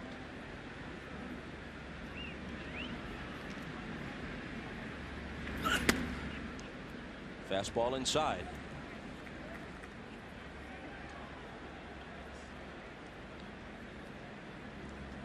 Al Leiter comes into this game with a record of 10-2 and the third best ERA in the National League. He goes off speed, and Giambi rolls it foul.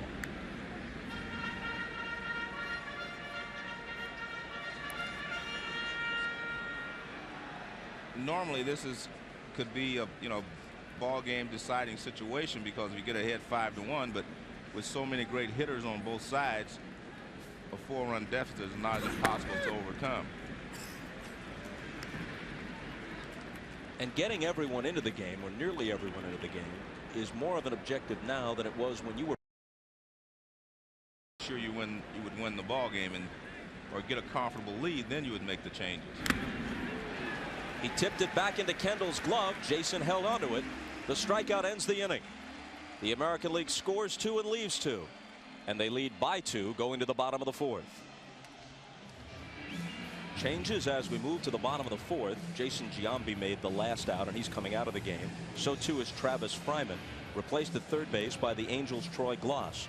Gloss will bat in Fryman's spot, which is the 8th spot in the order. Carlos Delgado replaces Giambi at first, but Delgado will hit 9th. And the new pitcher, Aaron Seeley from the Mariners, will occupy the 4th spot in the batting order. Jeff Kent leads it off in the last half of the 4th. 3-1 American League. There's a great curveball that Seeley uses, especially against right-handed hitters. He has one of the best curveballs in baseball.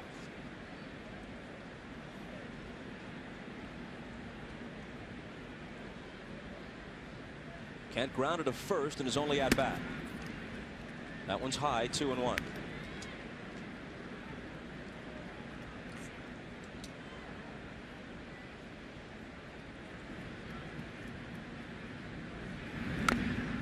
Check swing foul. 2 balls and 2 strikes to the Giants' second baseman. The new American League pitcher Aaron Seeley is having a fine season for the Mariners, who have surprised a lot of people with a great start in the American League West even after losing Ken Griffey Jr. Seeley is 11-3 after winning 19 and then 18 games the previous 2 seasons for Texas. Full count.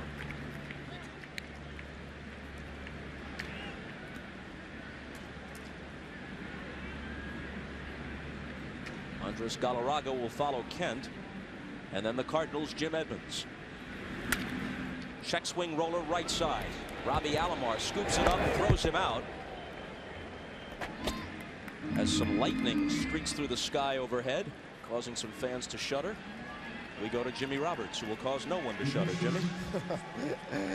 Thanks very much, Bob. And Alex Rodriguez joins us in the dugout. A spectator tonight, voted to start here. How difficult is it to be in a dugout for a game like this and not play at all? Well, it's tough, but it's good to see the guys. You know, it's my 4th All-Star, and I'm just happy to be here as a representative of the American League. And more than anything, it's my way of thanking the fans for selecting me the starter. Derek Jeter, your replacement as starter, is having a heck of a game. A little scouting report. What do you see from the dugout? Well, I'm very happy for Derek. This is the first time he gets an actual chance to start, and he's putting on a great show. He's a potential candidate for the MVP so far, so he's a great fan. I'm glad he gets an opportunity to play. He is 3 for 3. Real quickly, your physical condition, perhaps a concussion, some problems with your knee. Will you play when the season resumes in San Diego? I hope so. My head is still a little funny after that goofy slide over there in Seattle, but I thank the Lord that I have the opportunity to still be here, and my knees a little better. Hopefully, if not San Diego, Jimmy, I'll put probably Monday in Phoenix. Very good. Thanks so much for joining us. Good luck the second half of the season. Bob, back to you. Jimmy, thanks very much. Andres Galarraga bounced a single up the middle. He's taken out for pinch runner Todd Helton from the Colorado Rockies, who will take over, no doubt, at first base. One last round of applause from the home fans for Galarraga, and now here's Edmonds. Ball 1 high and away.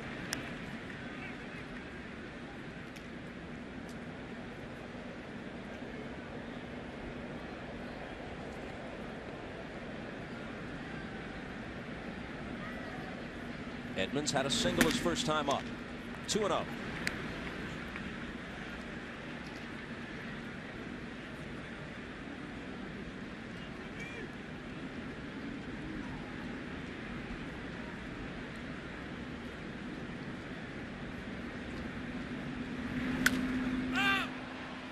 A pop wide of third. Troy Gloss makes the catch right at the railing. And in the background, you could hear Jim Edmonds saying, "Get out of here, get out of here." Nice play by Troy Gloss. He finds the rail first. He has to know where that railing is, and then he leans over. And he gets a little snow cone there. Edmonds disappointed that he doesn't get another swing. And here's Jason Kendall, who struck out his first time. Bounces one toward Gloss. Foul ball.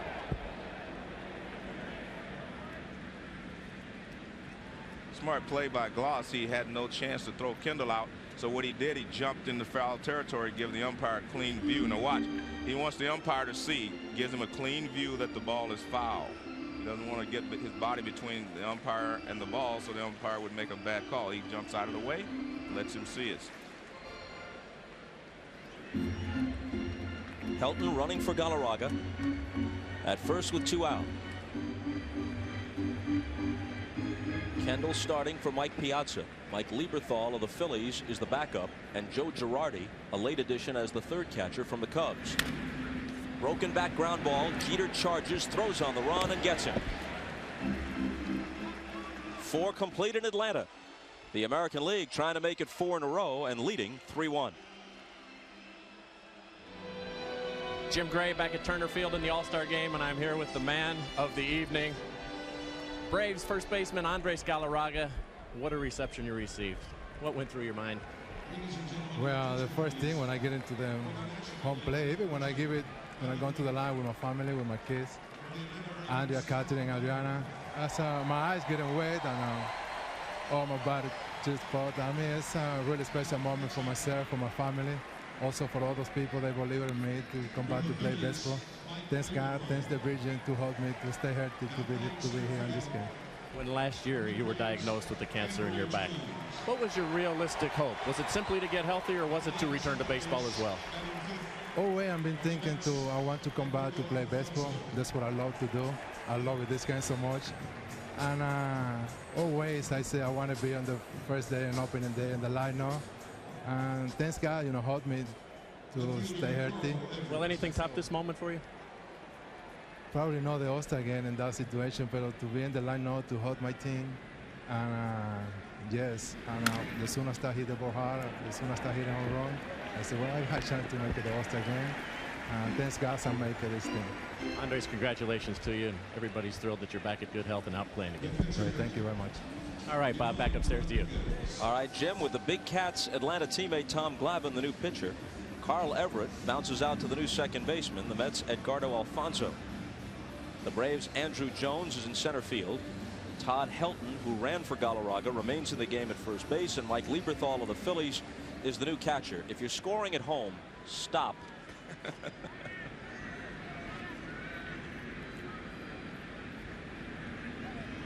Here's Rodriguez. Single to right and line hard to center.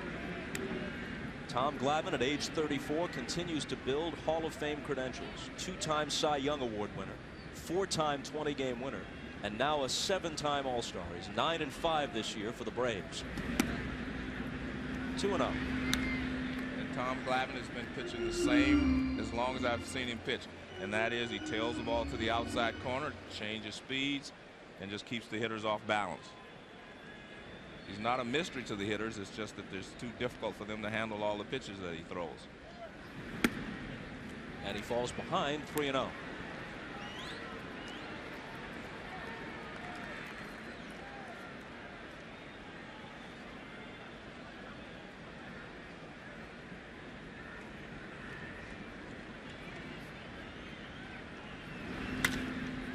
Swinging on the 3-0 pitch, Rodriguez lifts one to right. But Sammy Sosa puts it away for out number 2. The U.S. Olympic track and field trials begin on Saturday night at 8 o'clock Eastern and Pacific here on NBC. 100-meter semifinals and finals. Want to see Marion Jones? You want to see Maurice Green? You want to see them blaze? Saturday night on NBC. Well, most people have said Marion Jones was going to win 100, but Ingram Miller says she has something for her. Joe, you're all over it. Can we book you a flight to Sydney?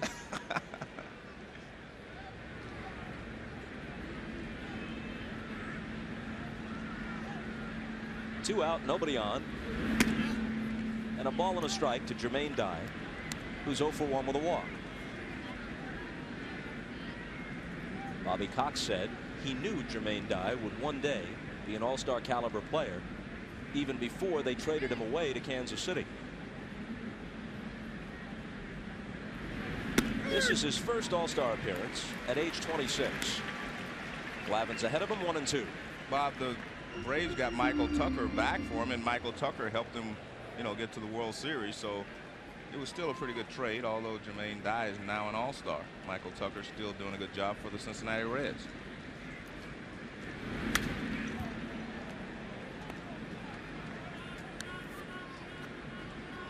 Jermaine Dye reaches the break at .319 with 22 home runs. Of course, there are 37 players in baseball now with 20 or more home runs at the midway point. 2-2. There are 11 hitting .350 or better. And as I mentioned earlier, 46 with 60 or more RBIs. The 2-2 pitch. Struck him out. Glavine comes in, works a perfect fifth. Halfway through, 3-1 Americans. Back in Atlanta at the All-Star game, the American League leading the Nationals 3-1 in no small part because of the efforts of Derek Jeter. 3 for 3, 2 RBI, 1 run scored. Are you going to mop the floors in the dugout when we're done here, too? No, I don't think so. I tell you what, it's great to be here and have the opportunity to play in the All-Star game. You look at all the great shortstops in this league, you don't take it for granted. You don't know if you're ever going to get a chance to come back, let alone start. What's the best part about coming here and playing in these things? I mean, this has become routine for you now. Well, I don't know if it's routine. I mean, there's so many great players, and I feel like a little kid when I get a chance to come because you're sort of stargazing and see all these great players on the same field at the same time. The Yankees have had so many great seasons over the last 4 years. However, this year you guys actually do look mortal. Can you give us some kind of explanation as to why perhaps the Yankees aren't as invulnerable and bulletproof as you have been in the past? To tell you the truth, I mean, winning is not easy. We've made it look kind of easy throughout the last 4 years, but it's very difficult. And we're playing a tough division. Boston and Toronto are giving us a great race this year. But, we haven't been playing our best baseball, and we're still tied for first. So hopefully better things will come. In the pregame show, we saw a little bit feature of you and Garciaparra and A-Rod, and we saw that your batting, you imitated Garciaparra's batting stance. It looks like he's going to do the same to you. We saw him practicing in the dugout. Well, I don't know. I tried his last year and I struck out, and I told him he doesn't have any problems with his own, so I think he should stick with his own stance. All right, Derek, thanks very much for joining us. Nice night. Bob, back to you. Jimmy, thanks. Jason Isringhausen, former Met, now the A's closer, is the new American League pitcher. This is Gary Sheffield's first at-bat of the night. Wig-wagging that bat in distinctive fashion, fouling it off. 2 balls and 2 strikes. Trying to keep track of the changes. Nomar Garciaparra is the new shortstop.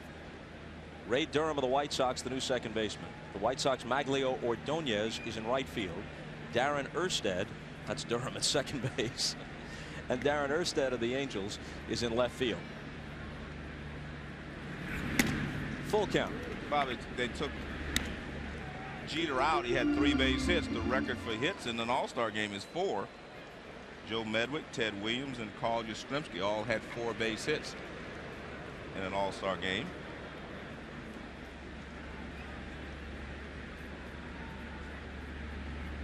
Three-2 pitch. Fouled away. Well, I remember the days when Willie Mays or Roberto Clemente would play the entire game. You couldn't get Willie out of there. If it went 12 innings, you wanted to play all 12. Now the idea for the most part is to give everybody a chance if at all possible.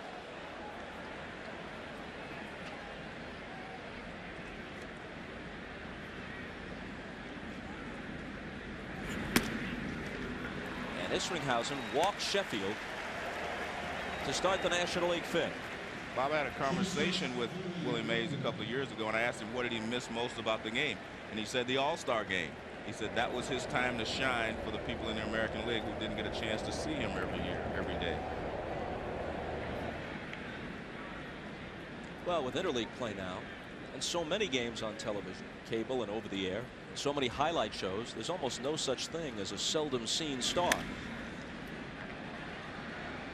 Unless you play in Montreal and you're Jose Vidro or Vladimir Guerrero. Jim Edmonds. Going high tech. Documenting his second All-Star appearance.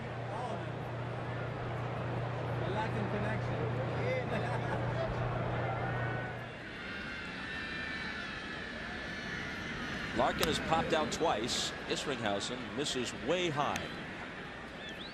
Well, you think about this. You go over to most people's houses and they show you their home movies. They're romping at the beach in bad bathing suits on vacation. At least Edmonds has home movies from the All-Star game. Well, thank goodness for years ago they took those movies and we had those series when it was a game. We were able to see Mickey Mantle and some of the players of yesteryear play in All-Star games and play before ball games. And when you saw color footage of Lou Gehrig and Babe Ruth, which we previously didn't think existed, it was stunning.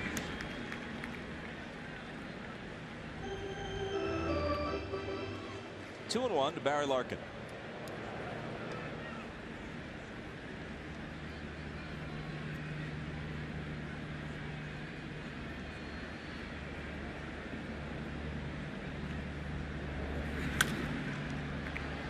And the count evens at 2-2. Sheffield, who walked, is at first with nobody out.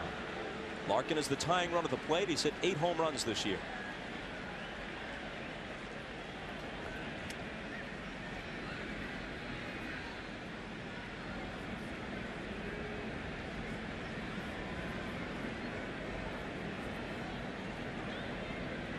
Chipper Jones, who's 2 for 2 with a homer, will be next. And the count is full. But if you're in the National League, this may be an opportunity for you to do something here. Barry Larkin really uses the bat well. Gary Sheffield runs well. And you're down, you may be able to get something started here.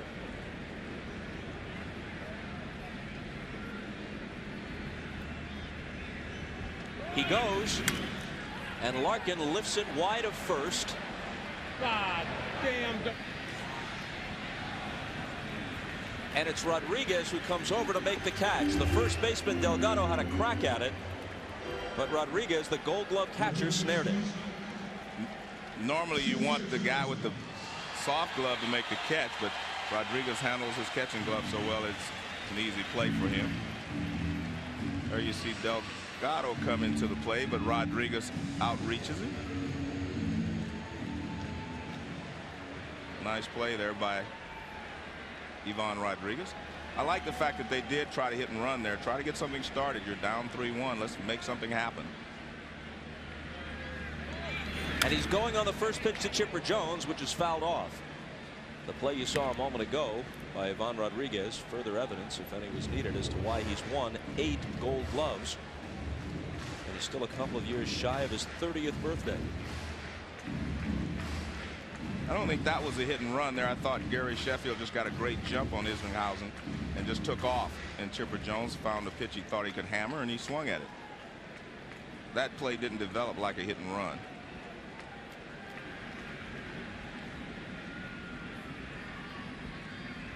Not going this time, and a called strike 2.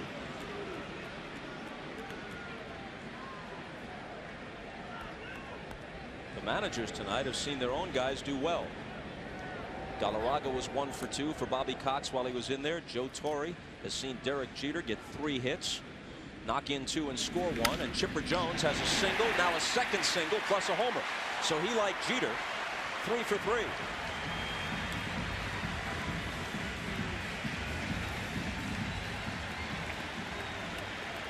A breaking ball from Isringhausen. This allows Chipper Jones to be able to pull it to the right side with the hole open over there.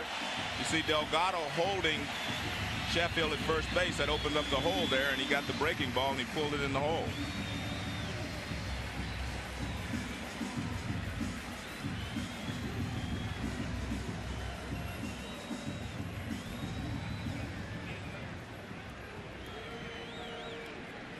So Sheffield at second, Chipper Jones at first with 1 out in the bottom of the 5th, and Andrew Jones for his first at bat.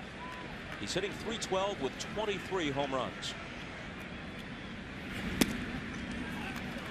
Ball 1.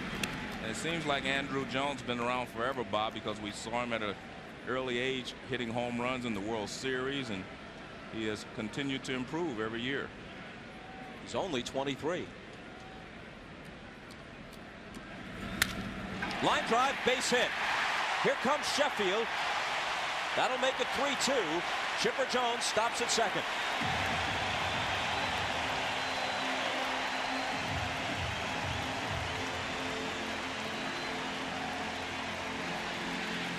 Looked like a hanging breaking ball again from Isringhausen, and he lines it into center field for a base hit. Yeah, that's what it is, a hanging breaking ball. And he lines it back in the center field, and he gets an RBI and brings the National League 1 run closer. Atlanta hitters 5 for 6 in this game. Chipper Jones 3 for 3. Andrew Jones 1 for 1. Galarraga was 1 for 2. Here's Sosa. Struck out, popped out.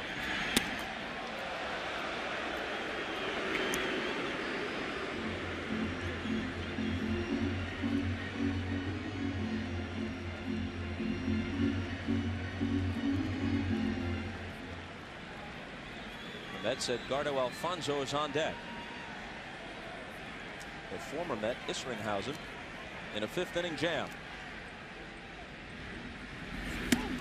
Big cut and a miss. Good high fastball there from Isringhausen.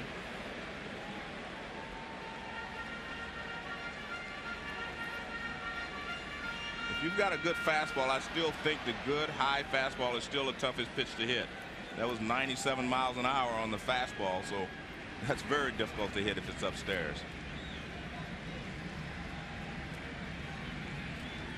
Here's the 1-1. Hit in the air to deep right field. It's dying out there. And that'll be the second out. He must have got that ball off the end of the bat. Yeah, because the crowd. Well, not just the crowd, the sound was good. It sounded like he hit it well, but listen to this sound.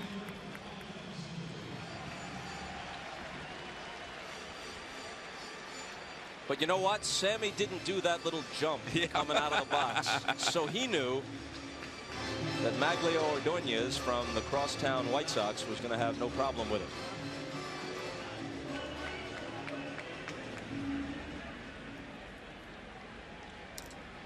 Chipper Jones tagged and moved from second to third. Runners at the corners with 2 out.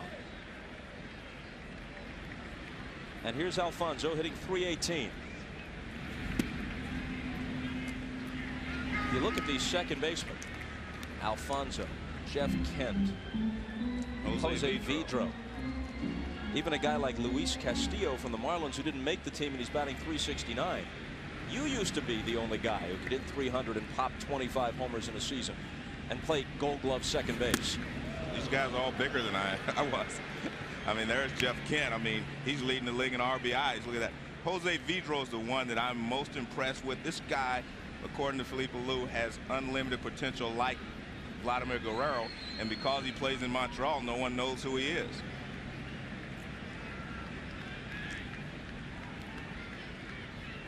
.2-0 pitch, way outside. It wasn't that long ago. If you could turn the double play, handle the bat a little bit, bat 265, 270, you could play second base for pennant-winning teams. And you were a star. And seasons like those you had in the mid-70s or Ryne Sandberg put together for a whole career were a rarity for a second baseman. Now it's becoming nearly commonplace. Another cut on a 3-0 pitch, fouled off. Bob, there's no doubt in my mind that because the players today are bigger and stronger, that you are going to see a lot of second basemen and the middle infielders put up some big numbers. Alex Rodriguez, 40 home runs, 40 stolen bases. I mean, he's the first infielder to ever do that. So you have the potential with these young guys being bigger and stronger to be able to put up some great numbers. Isringhausen trying to protect what is now a 1-run lead. And his 3-1 pitch is popped up. Delgado in foul ground.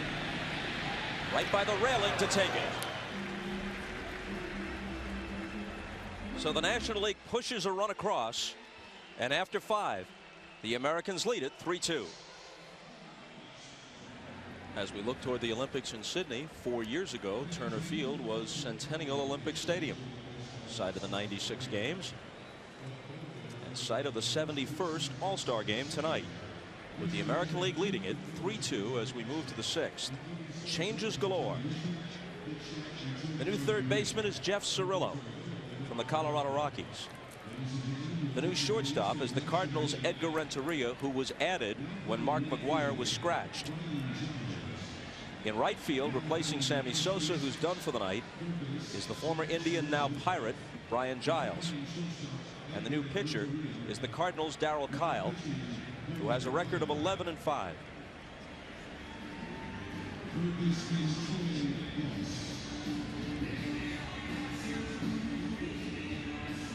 And here's the Angels' Troy Gloss.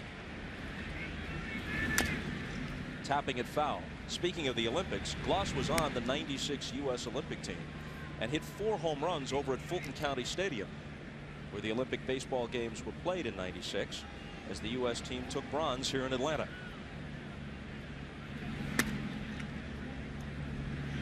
A ball and a strike.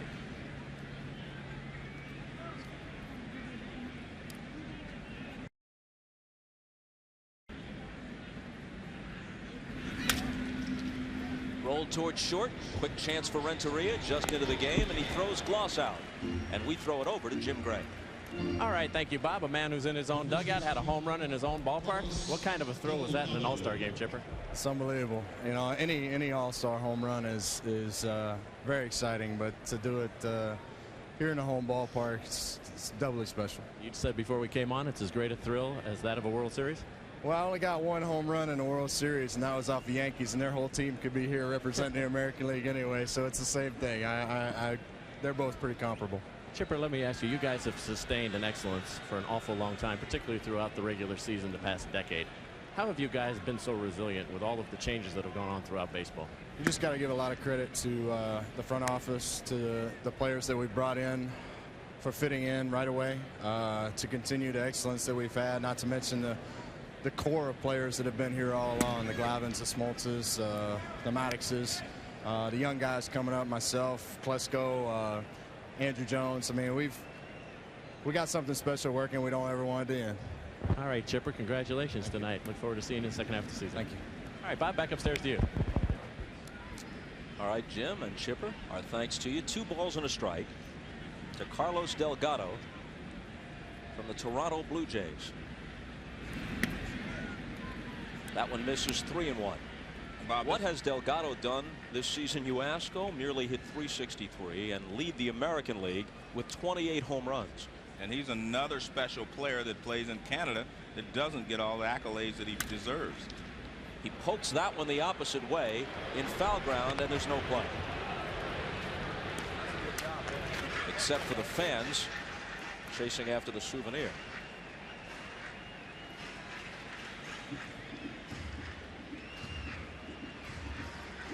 Look at those numbers, 2 guys that play in Canada. Carlos Delgado, not only does he have all those great numbers, but he's also the leader of that ball club. He's the captain of the team. I mean, he is just a leader. He's a young guy that came up through the organization and has just been a great player for them. Bounced foul. This takes nothing away from the great performances of the great athletes in this game. But baseball has always been a sport where it was possible to compare the great players from era to era. It's always safest to compare guys to their contemporaries, but you could make educated guesses over the decades. I really don't think that's possible anymore. I think it's not just apples and oranges, it's apples and grapefruits. Starting around 1994, what's taken place in baseball might as well have occurred on another planet. From the early 40s to the early 90s, a period of 50 years, 3 guys slugged .700 for a season, and their names were Musial, Mantle, and Williams, and they each did it once. In fact, from 1958 through 1993, it was never done. That's out of play. Since 1994, there have been 6 seasons where someone has slugged .700, 6 individual performances. This year, 5 guys are slugging .700 or more at the break. 2 more are above .690. And as a frame of reference, .690 was Babe Ruth's lifetime slugging percentage. Speaking of slugging, this one is whacked to right, off the wall on the fly. Delgado sprints for second.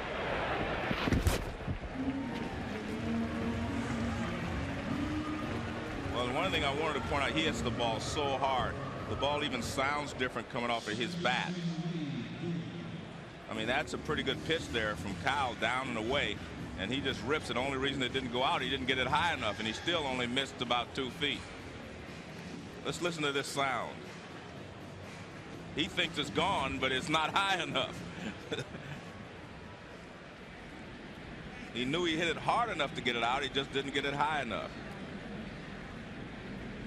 Here's the White Sox fine leadoff man, Ray Durham. First pitch swinging, lifts a pop-up. Cirillo in foul ground. That's the second out.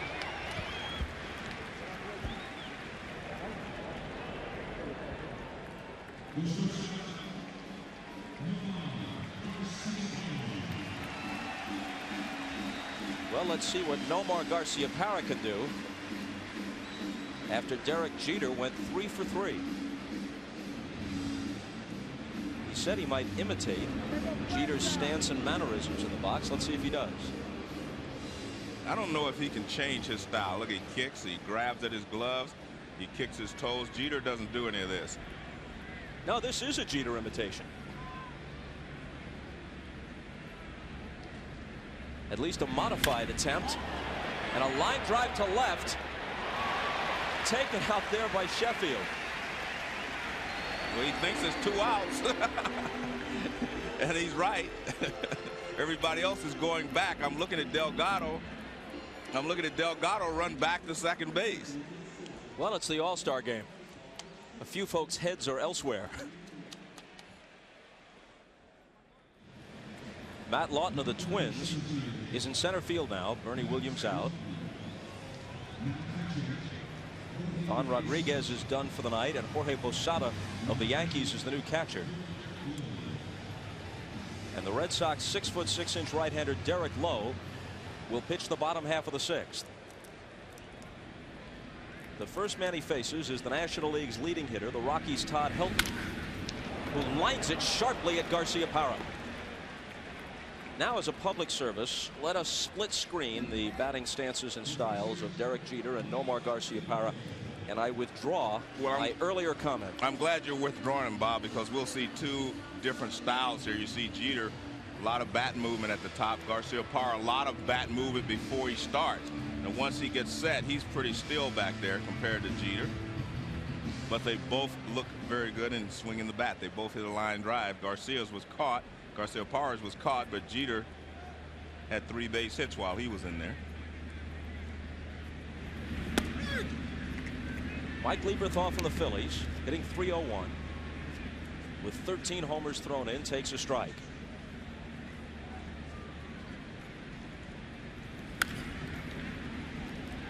A little pop. Troy Glaus with the easy chance. Tonight, following the All-Star game and your late local news, it's the Tonight Show with Jay Leno. Jay's guests tonight include Richard Simmons. That's the Tonight Show with Jay Leno, following your late local news on NBC. Speaking of late shows, I've been watching you. You've been every place lately. Time I turn on my television, you're on some show. Some of those are repeats. I can't do anything about it. Okay. They just pull them off the shelf. Well, tell them. I have no say-so. Well, tell them to put repeat on it so I won't watch them. Nobody's frozen the remote in your hand. Here's Brian Giles, who's hitting .317. A bouncer. Garciaparra can't come up with it. Well, Larkin made an error at shortstop earlier for the National League, and it looks like this one is E6 for Nomar. Well, Nomar gets there in plenty of time. He reaches out with one hand, hits him on the heel of his glove. He definitely got there in time. See right there off the heel of his glove.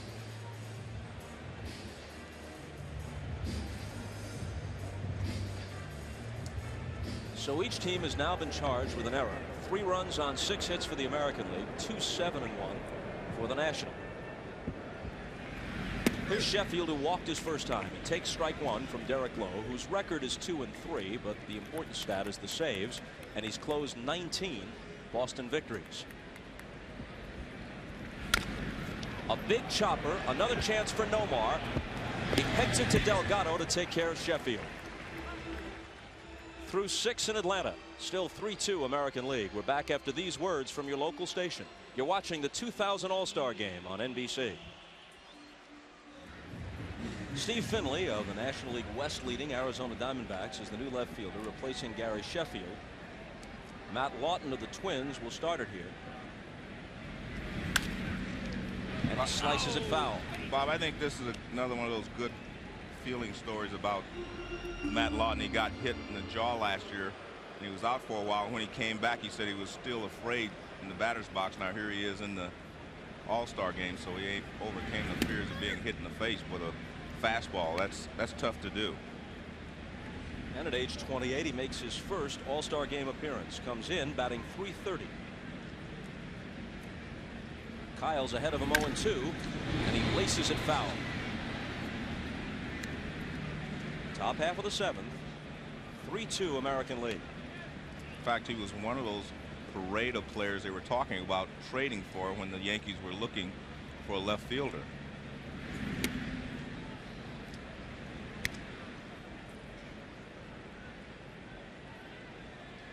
The Yankees considered a whole slew of alternatives. They had a lineup, didn't they? Before acquiring David Justice. 2-2. I think everyone was rumored to go there except me and you. You might still be able to help. No.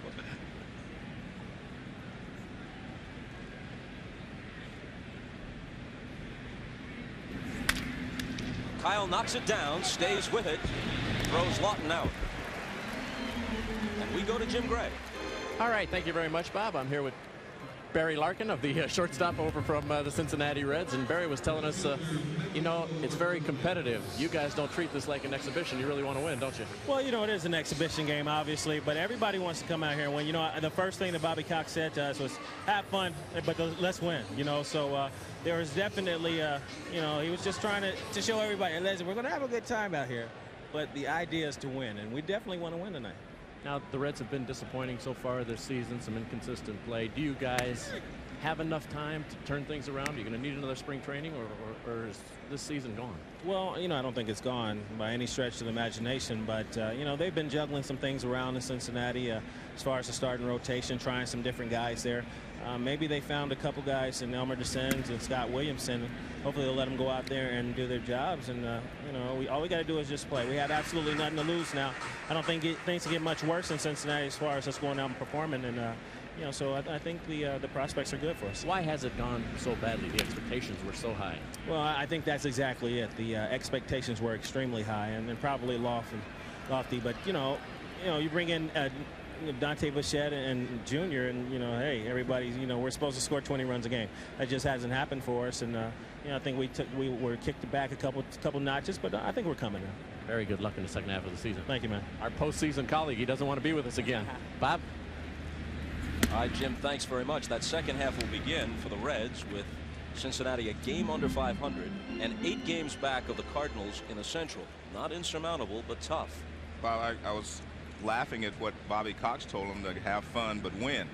My first All-Star game, Chubb Feeney came in and said, you're not here to have fun, you're here to win. So a little opposite pep talk. I think that's the way Bobby Cox manages. He wants you to enjoy the game, but go out and win. I think that's the way he manages the Braves day in and day out. The 3-2 pitch to the White Sox, Maglio Ordonez, and the count holds. Ordonez is making his second consecutive All-Star appearance. He is hitting .330 for the year.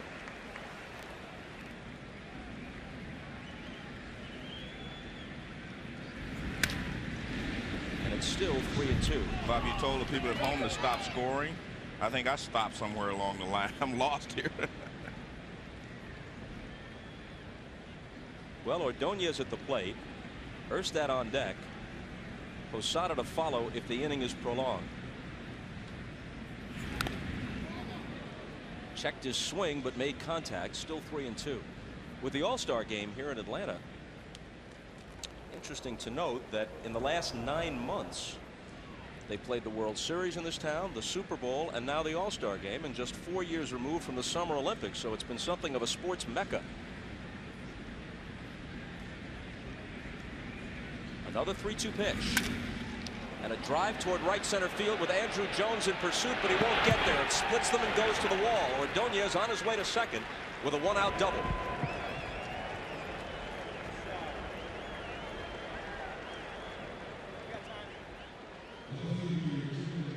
This is what I like about the Chicago White Sox young hitters. Ordonez, Lee, Singleton. All of these guys look like they've been hitting forever. Look at this. Pitches away, doesn't try to pull it, he just slams it the other way. They all go with the pitch so well. And that ball is right in the gap.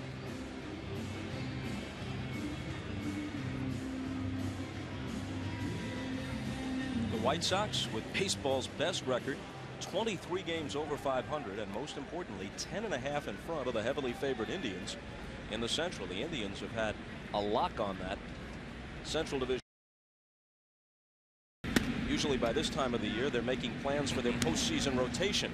Now they got to figure out how to make up 10.5 lengths once the season resumes. Here's Darren Erstad, who leads the majors with 144 hits and actually is on pace to possibly break George Sisler's record. Bouncing ball to short. Renteria takes it. Ordonez moves up from second to third. That's the second out. George Sisler back in 1920 for the St. Louis Browns had 257 hits in a 154 game season. Darren Erstad, who is batting .384 at the midway mark, has a chance to break that record, which has stood for 80 years.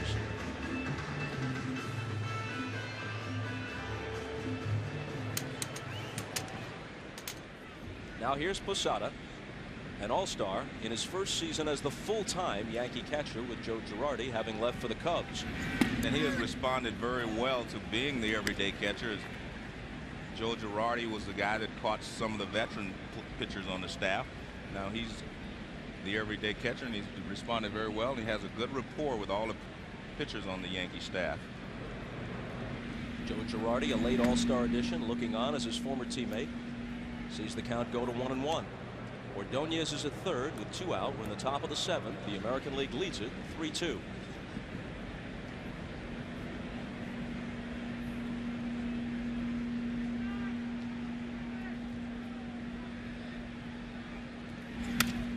Sliced down to third base, scooped up there. And the throw across the diamond retires Posada. Jeff Cirillo making the play. Stretch time in Atlanta. Home team down by 1. And now let's take a look at the Coors Light game recap. This is in the third with the National League trailing 1-0, and Chipper Jones goes the opposite way and just clears the wall in left center to tie the game at 1. But not for long. In the top half of the fourth, Derek Jeter, who was 3 for 3 while he was in there, singles home 2. The American League takes a 3-1 lead. The National League got a run on the 5th to make it 3-2, and that's where we stand now.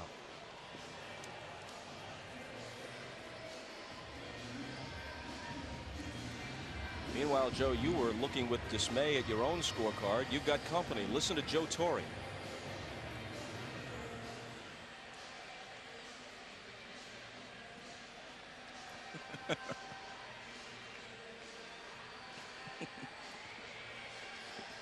So I don't feel so badly now.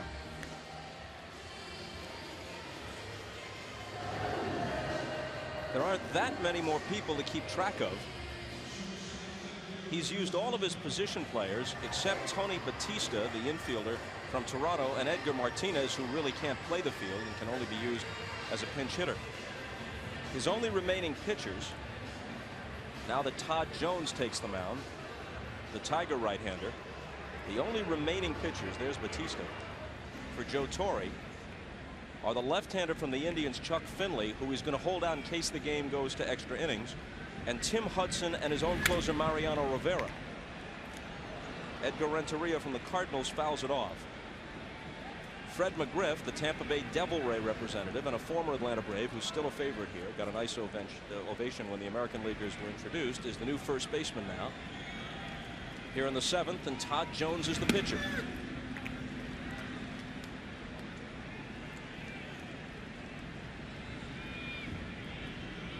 Jones 24 saves, leads the American League, and that for a team not doing all that well in the standings. So every time he gets a chance, he closes it just about. Ray Durham with the flip to McGriff for the out.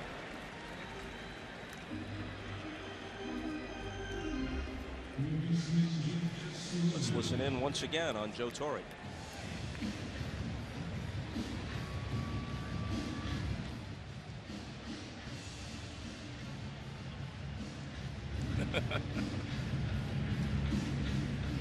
Well, he wants to give everybody a chance to play, and the strategy comes second, a distant second.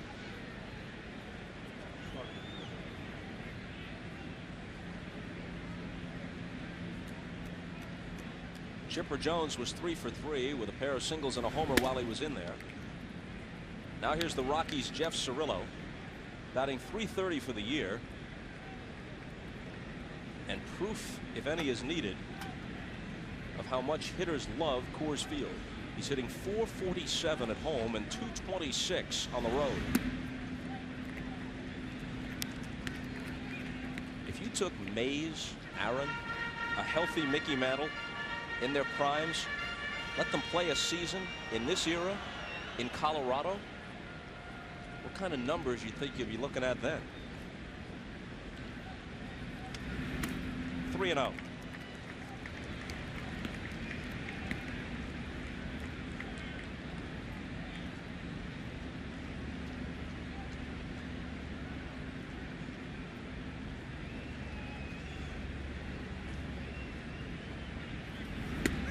And that one's in there. This is a homecoming for Todd Jones on the hill now for the American League. He's from Marietta, Georgia. He has 45 tickets for tonight's game, passed out to family and friends.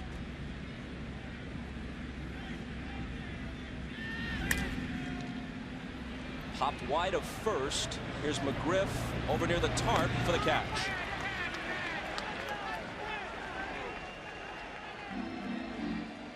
Saturday at 4 Eastern, the WNBA on NBC continues with a battle of USA Olympians as Dawn Staley and the Charlotte Sting take on Shamiqua Holtzclaw and the Washington Mystics. That's the Sting versus the Mystics Saturday at 4 Eastern on NBC.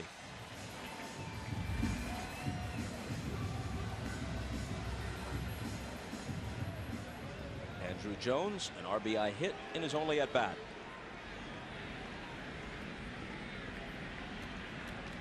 Todd Jones working out of the stretch and a called strike.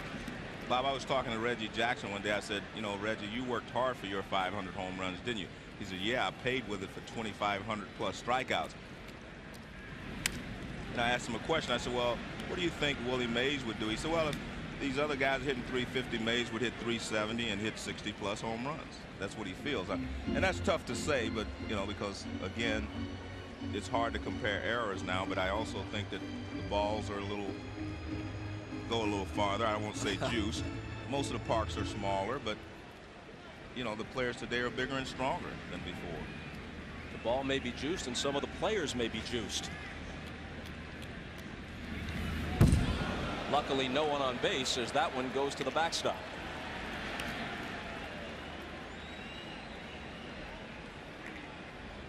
Well, let's take a look at this fastball that gets away from Jones. Todd Jones throws it over the head of Posada and Andrew Jones.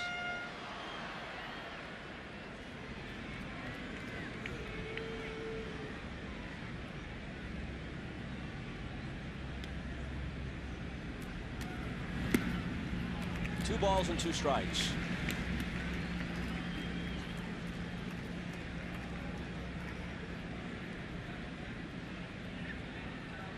Two out, nobody on, bottom of the seventh, and the 2-2 pitch.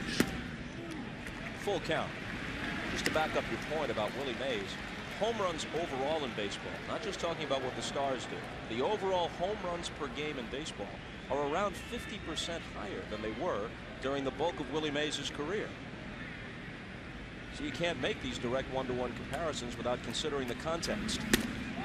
And Andrew Jones goes down swinging on some real good heat from Todd Jones.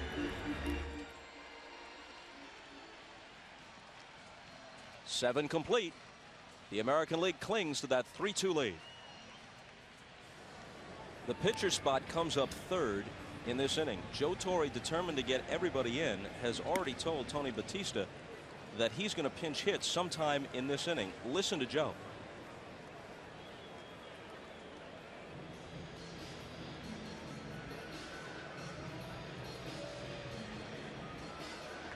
Well, Joe is really taking a big chance here because he's going to have him hit for Gloss.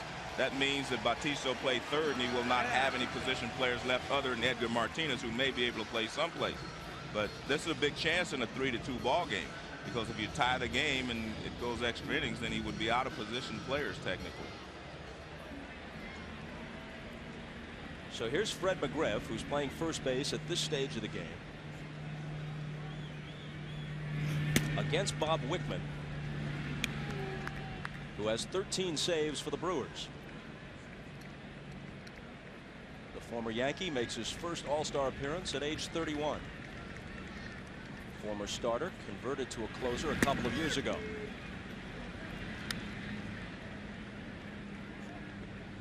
So Batista on deck to back for Gloss, and he'll stay in the game and play third. Right. Edgar Martinez may not even own a glove. It's been so long since he played in the field for the Mariners.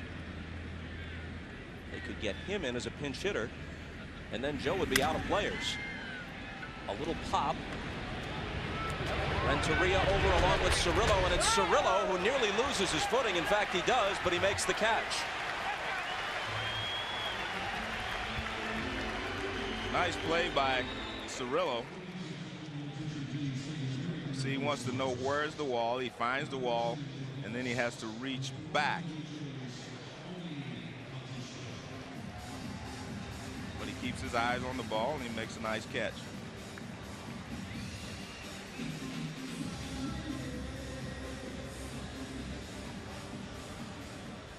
So here's Tony Batista, added to the team when Alex Rodriguez was hurt. Look at that extreme stance, although he closes it back up as the pitch is delivered. And the reason a lot of players open their stance so they can face the pitcher with their eyes. So he's got his entire face pointing toward the pitcher, and that's what he wants. Be able to look with both eyes. You get a lot of hitters who turn sideways and they're actually looking at an angle and not using both of their eyes to pick up the ball. But Batista really takes it to an extreme.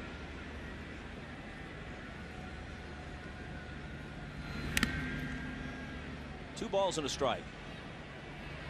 Remember the old Tigers second baseman Dick McAuliffe used to hit out of a very open stance from the left side. But Batista is almost directly facing Wickman.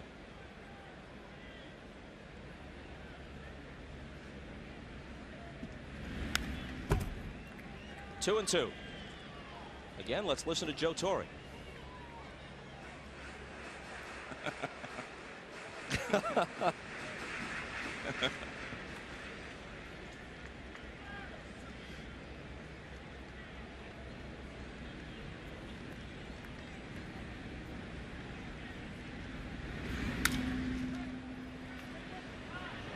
In foul ground, no play.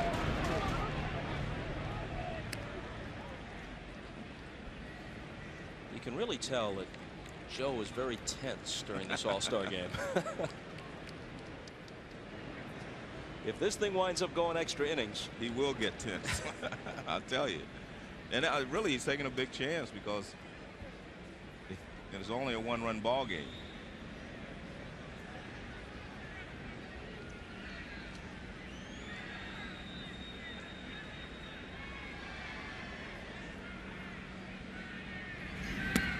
And Batista goes down swinging. Watching Batista, can't help but think back to when we were kids. Used to like to imitate guys' stances. Willie Stargell pinwheeling the bat, Wes Covington holding it flat.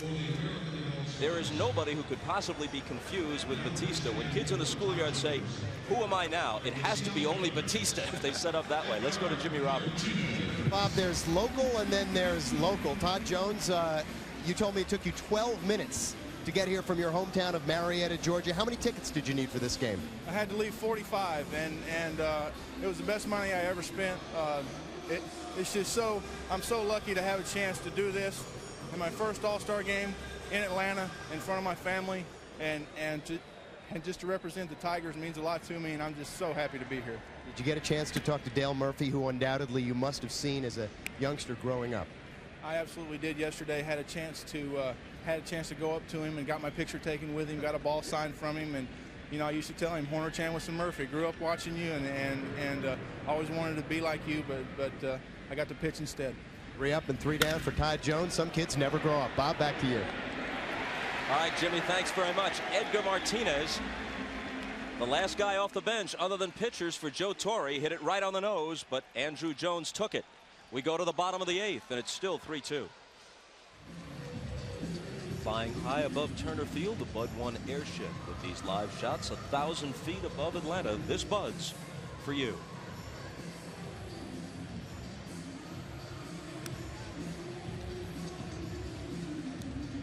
Tony Batista stays in the game. He plays third base. Tim Hudson from the Oakland A's, who is 21-4 over the last year and a half and 10-2 this year, comes on to work the 8th. Joe Torre is saving his own closer, Mariano Rivera. He hopes to close it in the 9th, and he's got Chuck Finley in case the game goes to extra innings.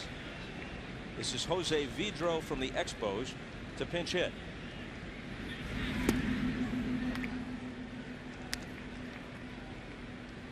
Vidro went to Puerto Rico to play winter ball this past year and work on his fielding. Apparently his hitting doesn't need much work. Second in the National League at .375. And he's a switch hitter. He hits from both sides, swings the bat well, has power.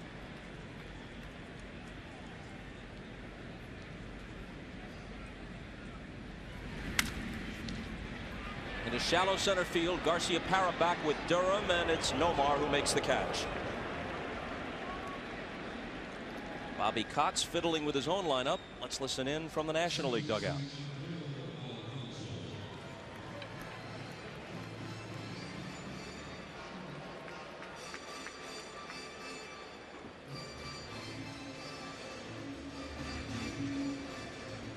The he is Joe Girardi, who was the last position player who hasn't gotten into this game for either team, if I'm not mistaken. Here's the Mets Edgardo Alfonzo. Ball one high.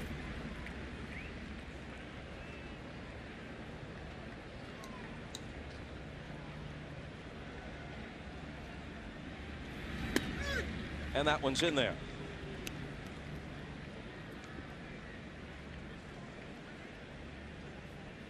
As far as the pitchers go, Cox still hasn't used Ryan Dempster from Florida, Shane Reynolds from the Astros, or Trevor Hoffman, whom he would like to close with if he could ever get a lead. And there is Hoffman of the Padres.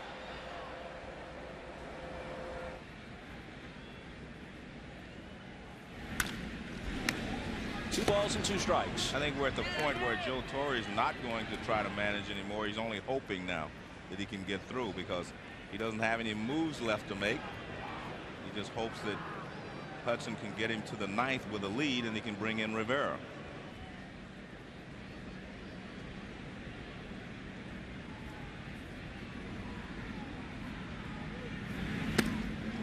And Hudson fans Alfonzo. Hudson is in just his second season in the major leagues. He's 24. He'll turn 25 in a few days. He obviously has a world of ability. Sometimes rubs opponents the wrong way. He's very deliberate on the mound, and occasionally he'll stare an opponent down after he gets a big out. Well, he gets him out with a changeup. He's got a good changeup, and players really get upset when a pitcher changes up on him when they say they think he should be throwing a fastball.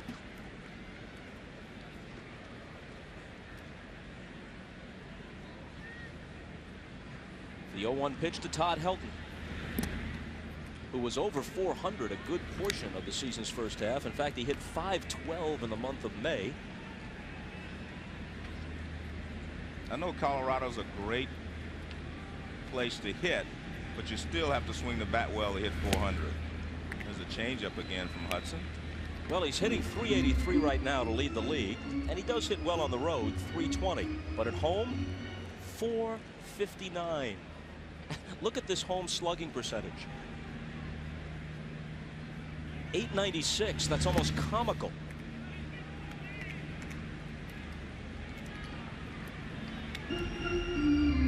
Although Helton doesn't seem particularly amused at the moment. Well, 2 balls, 2 strikes. He's seeing 3 straight changeups from Tim Hudson.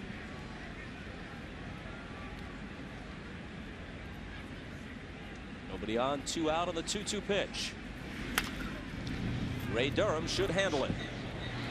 A 1-2-3 last of the 8th. It's been 3-2 since the 5th. On to the 9th in Atlanta. Joe Torre tells his guys in the dugout, if you want to score another run or two, that'll be all right. Darren Erstad comes up and says, you're bringing in Mariano, aren't you? We're okay. We're cool. 1 run will do. But to this point, Joe Torre has managed a perfect all-star game, meaning that he has used all the players, and he also has a 3-2 lead, and he has Mariano Rivera up in the bullpen. So this is the perfect situation if you're Joe Torre. But you would still like to have another run or two.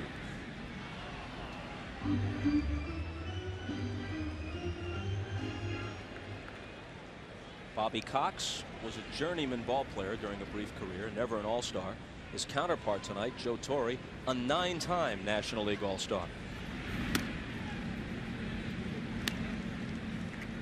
Joe, of course, a familiar face in Atlanta. He played for the Braves in the 60s and managed them in the 80s. And he and his Yankees brought heartache here in 96 and 99 in the World Series. 3 balls and a strike to Ray Durham.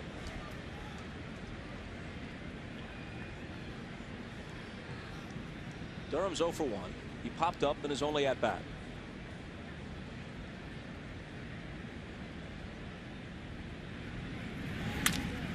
Line drive, base hit.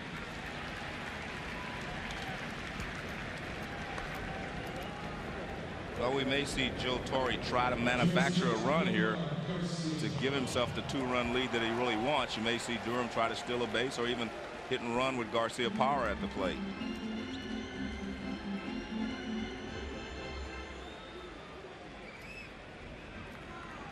A relaxed American League bench as Garcia Parra tries to help them tack on an insurance run or two. He's the major's leading hitter at .389. A big chopper that gets by Cirillo and into the outfield, and Durham scoots to third base.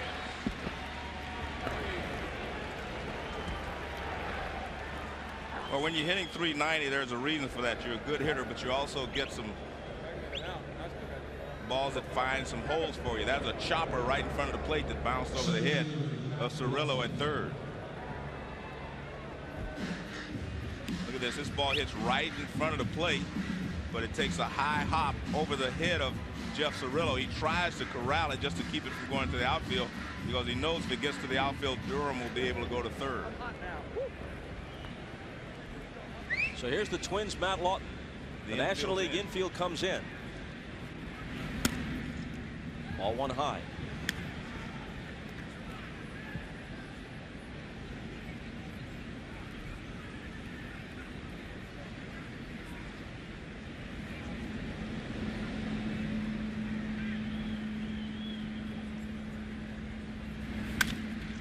Fouled off. So this has been another year of the hitter in the major leagues, where scores in double digits don't raise eyebrows, but a low-scoring all-star game. 3-2 in the 9th.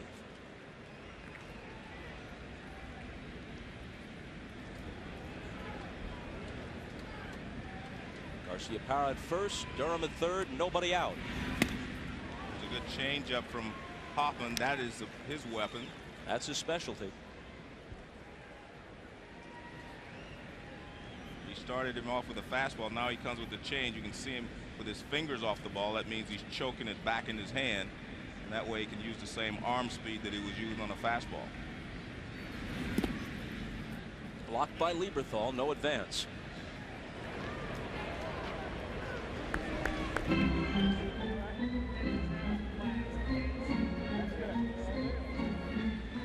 One of the things that you see here is that he's throwing a lot of changeups, which means there's a lot of space over here. But Vidro has to play close enough to the bag, so if the runner at first breaks, he can cover back. You see Renteria couldn't get there if the guy from first base steals, and there he goes. And it's hit right through that hole. Garcia Parra to third, Durham scores, and there's the insurance run Joe Torre was looking for, and they're still threatening first and third, nobody out. And that's exactly what I was talking about. He's throwing a changeup, which means it gives the guy a chance to pull it. Look at all the hole over here on the right side. Vidro can't cover it, and the ball goes through for a base hit. So they had a perfect situation there. If you're the Yankees, I shouldn't say the Yankees, the American League, and Joe Torre. You have a big hole on the right, the guy throwing changeups, and it works out in your favor. Bobby Cox, one of the best managers in recent Major League history, may be getting tired of looking at Joe Torre in the other dugout. Well, especially with the wins that Joe Torre has been able to count against him. He's lost 8 straight World Series games now to Joe. And on the short end in this All-Star game, 4-2 in the 9th on his home field.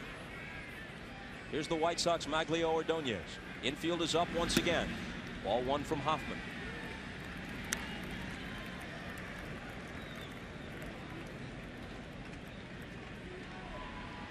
Lawton, who singled home, the 4th run is at first. Garcia Parra, who had a chopped single earlier, is at third. There goes Lawton, breaking for second. Lieberthal won't throw. He steals it standing up.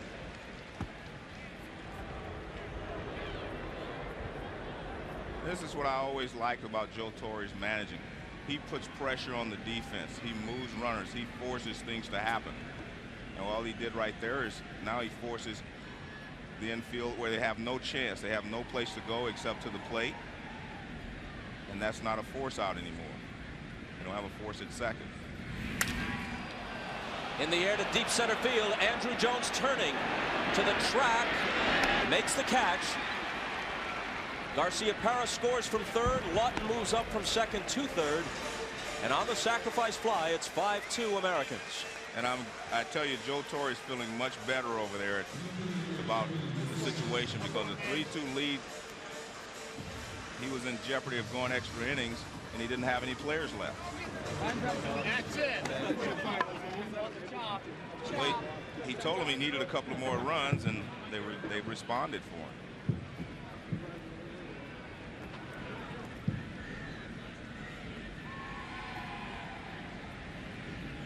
So now here's Darren Erstad again against a drawn-in infield. He's 0 for 1 on the night. A strike to the Angel outfielder, who was a place kicker and punter for the 1994 national champion Nebraska Cornhuskers.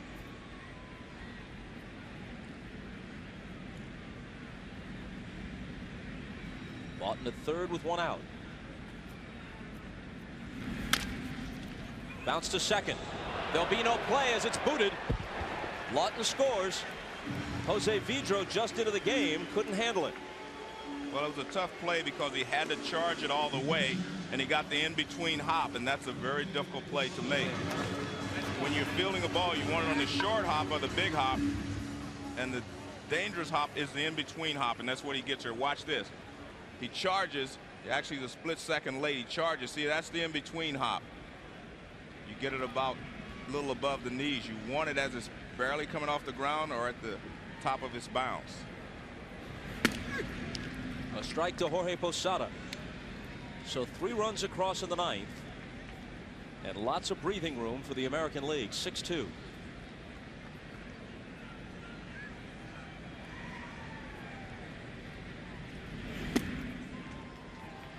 The attendance tonight, 51,323. The estimated economic impact of the All-Star game on the city of Atlanta is some $50 million. 0-2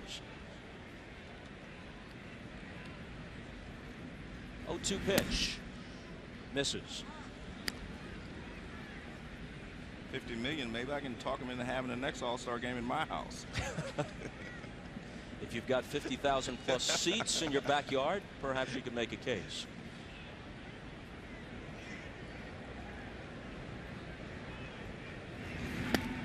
And Posada strikes out. In this inning, Joe Torre has demonstrated once again that he's an American League manager with a National League style. And of course, during his career as a player and then as a manager with the Mets, the Braves, and the Cardinals, he was in the National League until coming to the Yankees. And Bob, I think that type of managing is what jump-started the Yankees when he went back and took over, because they were a struggling ball club. He went back and played National League style baseball in the American League parks. And the Yankees still are not a power hitting ball club like most of the other contenders. They haven't had a guy hit over 30 home runs in each of the last 3 years when they've won the pennant. Won the world championship 2 years out of those 3, I guess. And these days, almost anybody hits 30 home runs. Yeah. Strike 1 to McGriff, who's 0 for 1.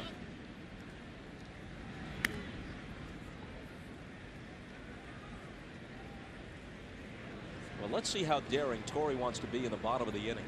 If he wants to let Chuck Finley of the Indians face a hitter just to get him in the game and then let Rivera close it. I don't think so. He's taking some chances. I don't think he's going to take that last one.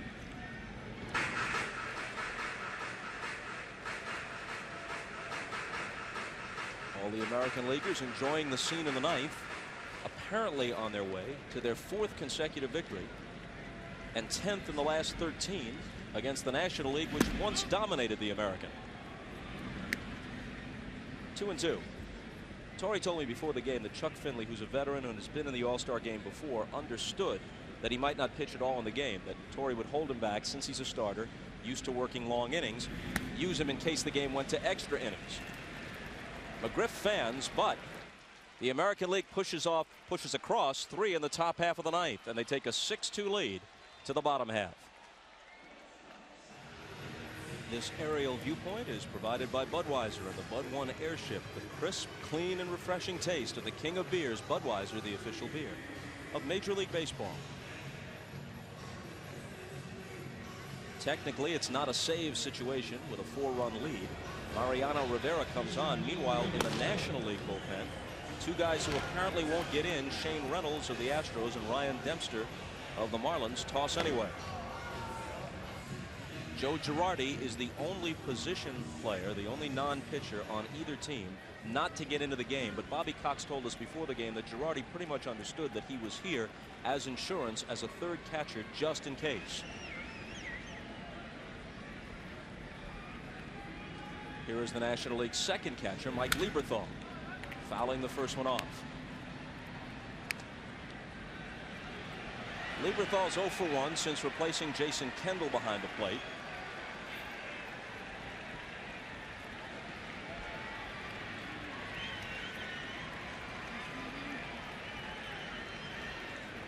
And the game is delayed briefly. Someone has run out onto the field, and the security guards are taking care of that situation. And we will not humor the fool by showing him on camera.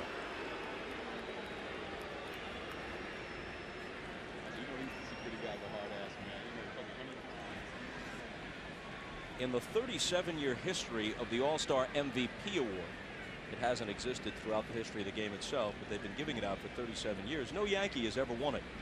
Derek Jeter probably will tonight. His teammate Mariano Rivera trying to close it. He has 21 times in the season's first half for the Yankees. That's a shock in itself, Bobby, because, I mean, DiMaggio, Mantle, Elston Howard, all the great players that they've had in these All-Star games, that's very surprising. Here's the 1-1. And a bouncer over Rivera's head. Charging it is Garcia-Pala, and he throws it away.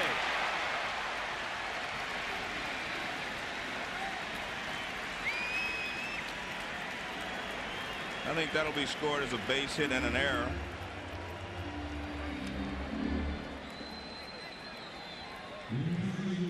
And that's what it is. It's a single E6. Tough play for Garcia, and he throws on the run. And a lot of times when you're throwing on the run trying to get something on the ball, you automatically throw it too high.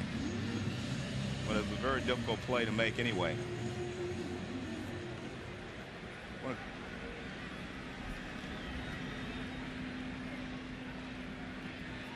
Here's Brian Giles. Pirate outfielders 0 for 1. He never was a full-time player with the talent-rich Cleveland Indians. Never got as many as 400 at-bats in a season in Cleveland, although everyone knew he could hit, and he's proven that in Pittsburgh. Back to Rivera. Looks Lieberthal back to second, and the toss to McGriff for the first out. And you can see why Rivera is so difficult to hit, both from the right side and the left side. That's a cut fastball he's throwing. Looks like a fastball out over the plate, and all of a sudden it's in on the hands of Giles. And we saw the same thing with Lieberthal. It looked like it was a fastball in the middle of the plate. It moves away, and he hits the top of it. Hits a chopper over the mound. Here's Steve Finley for his first at-bat. The 35-year-old veteran has been in the All-Star game once before, hitting, as you see, an even 300 for the Diamondbacks. The D-backs are being pressed now just a bit by the resurgent Giants, who won 8 in a row just before the All-Star break. Cardinals beat them Sunday to snap the string. But Buck Showalter's team has only a 3.5 game lead now on Dusty Baker's Giants. 1-2.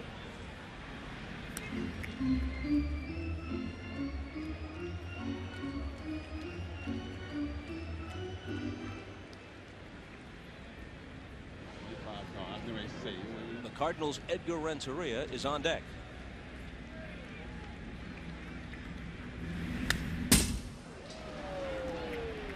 Still 1-2.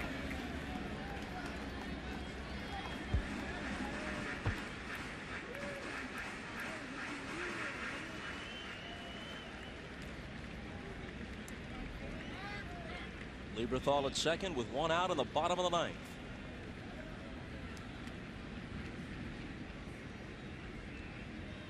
And Rivera's 1-2 pitch to Finley. Up and in. And you can see that ball just move in just at the last second on the left-handed hitter. And that's why he's so successful against both left-handers and right-handers. Left-handers really do not have an advantage. In fact, some people believe that a right-hander has a better chance to hit Mariano Rivera than a left-hander does. Count holds at 2-2. Rivera is still acknowledged as the American League's best, but there have been times during the first half of the season when he was something less than invincible. I think this goes for the whole Yankee team. I mean, they've set the bar so high that we just expect so much from them.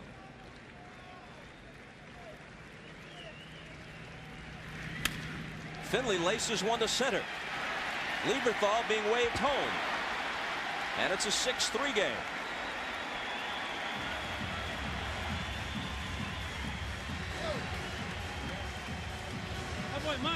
Good job by Finley to hit that ball in the center field. Not exactly where Rivera wanted to throw it. This one's down. He wants it up and in. It's down. Look at that right there on the inside part of the plate. Good hitting there by Finley as he fights it off.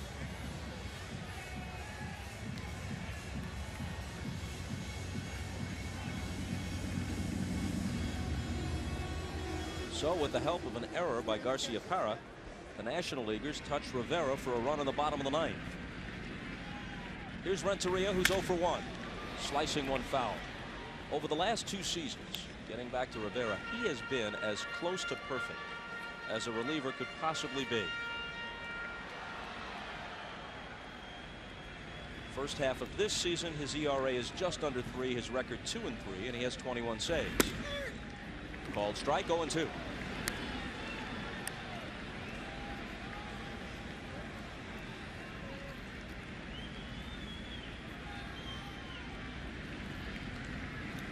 Jeff Cirillo of the Rockies on deck. Way high. The National League a base runner away from bringing the tying run to the plate. Anytime you go to the last inning down by 4 runs, that is your goal, to be able to bring the tying run to the plate.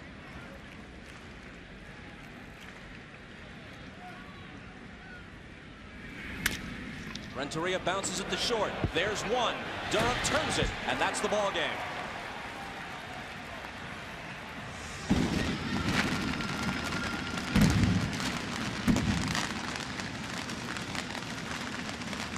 Four in a row for the American League. Well, they're on a roll. And, you know, it started about 6 or 7 years ago. They brought all the good young players into the league. They were bringing more young players into the American League at that time that had a chance to be superstars, and it's starting to show up a little bit.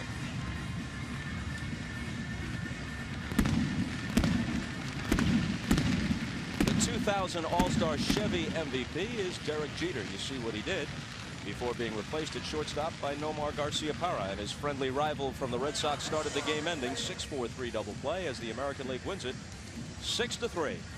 And we'll have the presentation of the MVP trophy when we come back to Turner Field in Atlanta after this.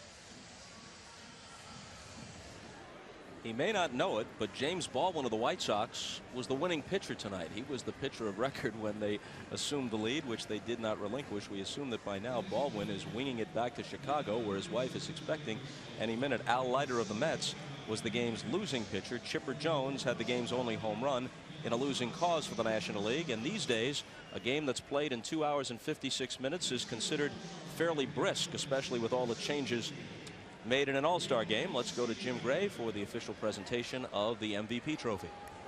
All right, thank you very much, Bob. I'm now joined by the Commissioner of Baseball, Bud Selig, and tonight's MVP, Derek Jeter. Bud, make the presentation. Thank you, Jim. Derek, on behalf of Major League Baseball, congratulations. 3 for 3 and a great night. And I'm told the first New York Yankee to ever win this award. So you've had a great career, and this is just another great moment. And congratulations, Derek. Thanks a lot. It means a lot. I mean, you know, the shortstop position in the American League, you never know if you're going to get a chance to come to an All-Star game, let alone start one. So, you know, I'm just thankful I got an opportunity to play. The first Yankee to win this award. When you think about all of the great players, DiMaggio, mantle. And of course, the MVP award wasn't always there during all of these All-Star games. What does that mean to you to be the first to accomplish this? It's tough to believe. I mean, you look at all the Yankee greats, you know, over the years, you'd figure at least one of them would win an MVP award. But, you know, it's tough to win an MVP award because you get in there, you don't know how many at-bats you're going to get, you don't know what situation you're going to come in. So I was just in the right place at the right time. And it's kind of funny. Had you started last year, you would have not started tonight. I know, maybe so. So, you know, fortunately, the Boston fans voted for Nomar last year, and Mr. Torrey gave me an opportunity this year. 3 for 3. What is going on with you here in Atlanta? It seems as though you guys have a spell over the Braves and certainly over Bobby Cox. What is going on with you in this ballpark and in this area in general? I don't necessarily know about that. You know, I had 2 previous All-Star bats, and I struck out both times. So I wanted to be aggressive, swing early in the count, and put the ball in play. Unfortunately, I found some holes. Derek, now you guys haven't played your best baseball. You now go into the second half of the season. You're tied for the lead. Seems as though the schedule is in your favor. You guys now go home, I think, for 16 or 17 days. Can you guys put it together and reclaim what everybody feels you guys have established over the past couple of years? Well, most definitely. I think you got to keep things in perspective. Winning is not easy, and we may have made it look easy 3 of the last 4 years, but it's very difficult to do. Every team's gunning for us, and we've played, you know, not up to our expectations yet. We're still tied for first place, and we've been playing good baseball the last couple of weeks, and hopefully it can carry over in the second half. With everything that you've accomplished at such a young age, what else really is left for you other than to be a model of consistency for years to come? Well, we want to win more championships. We're all trying to catch Yogi Berra. He's got his 10 rings, so I think that's what everyone's shooting for. Derek, congratulations to you. Great game. Appreciate it. All right, let's send it over to Jimmy Roberts.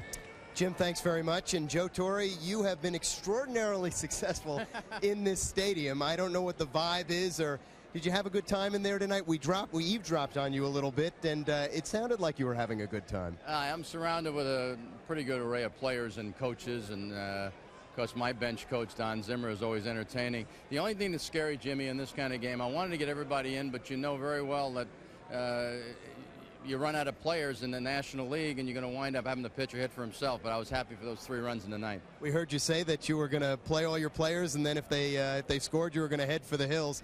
Is there a sense in a game like this that it truly is an exhibition and you can have some fun, as opposed to the types of all-star games that you used to play in, where it was much, much more serious business? Well, yeah, we wanted to win maybe more than these guys do. I can't really say that. But, you know, they had friends on the other team. I'm not sure we had that many friends in the other league as they do now, because, you know, players just go from league to league a lot. It is an exhibition. I think everything leading up to the game, you know, at that time we used to show up on Monday night and play Tuesday afternoon and go on home. So you really didn't spend as much time with each other as they do now. And they certainly do enjoy the camaraderie. With all of the great Yankees over all the years, isn't it remarkable that Derek Jeter becomes the very first to win the MVP award in this championship?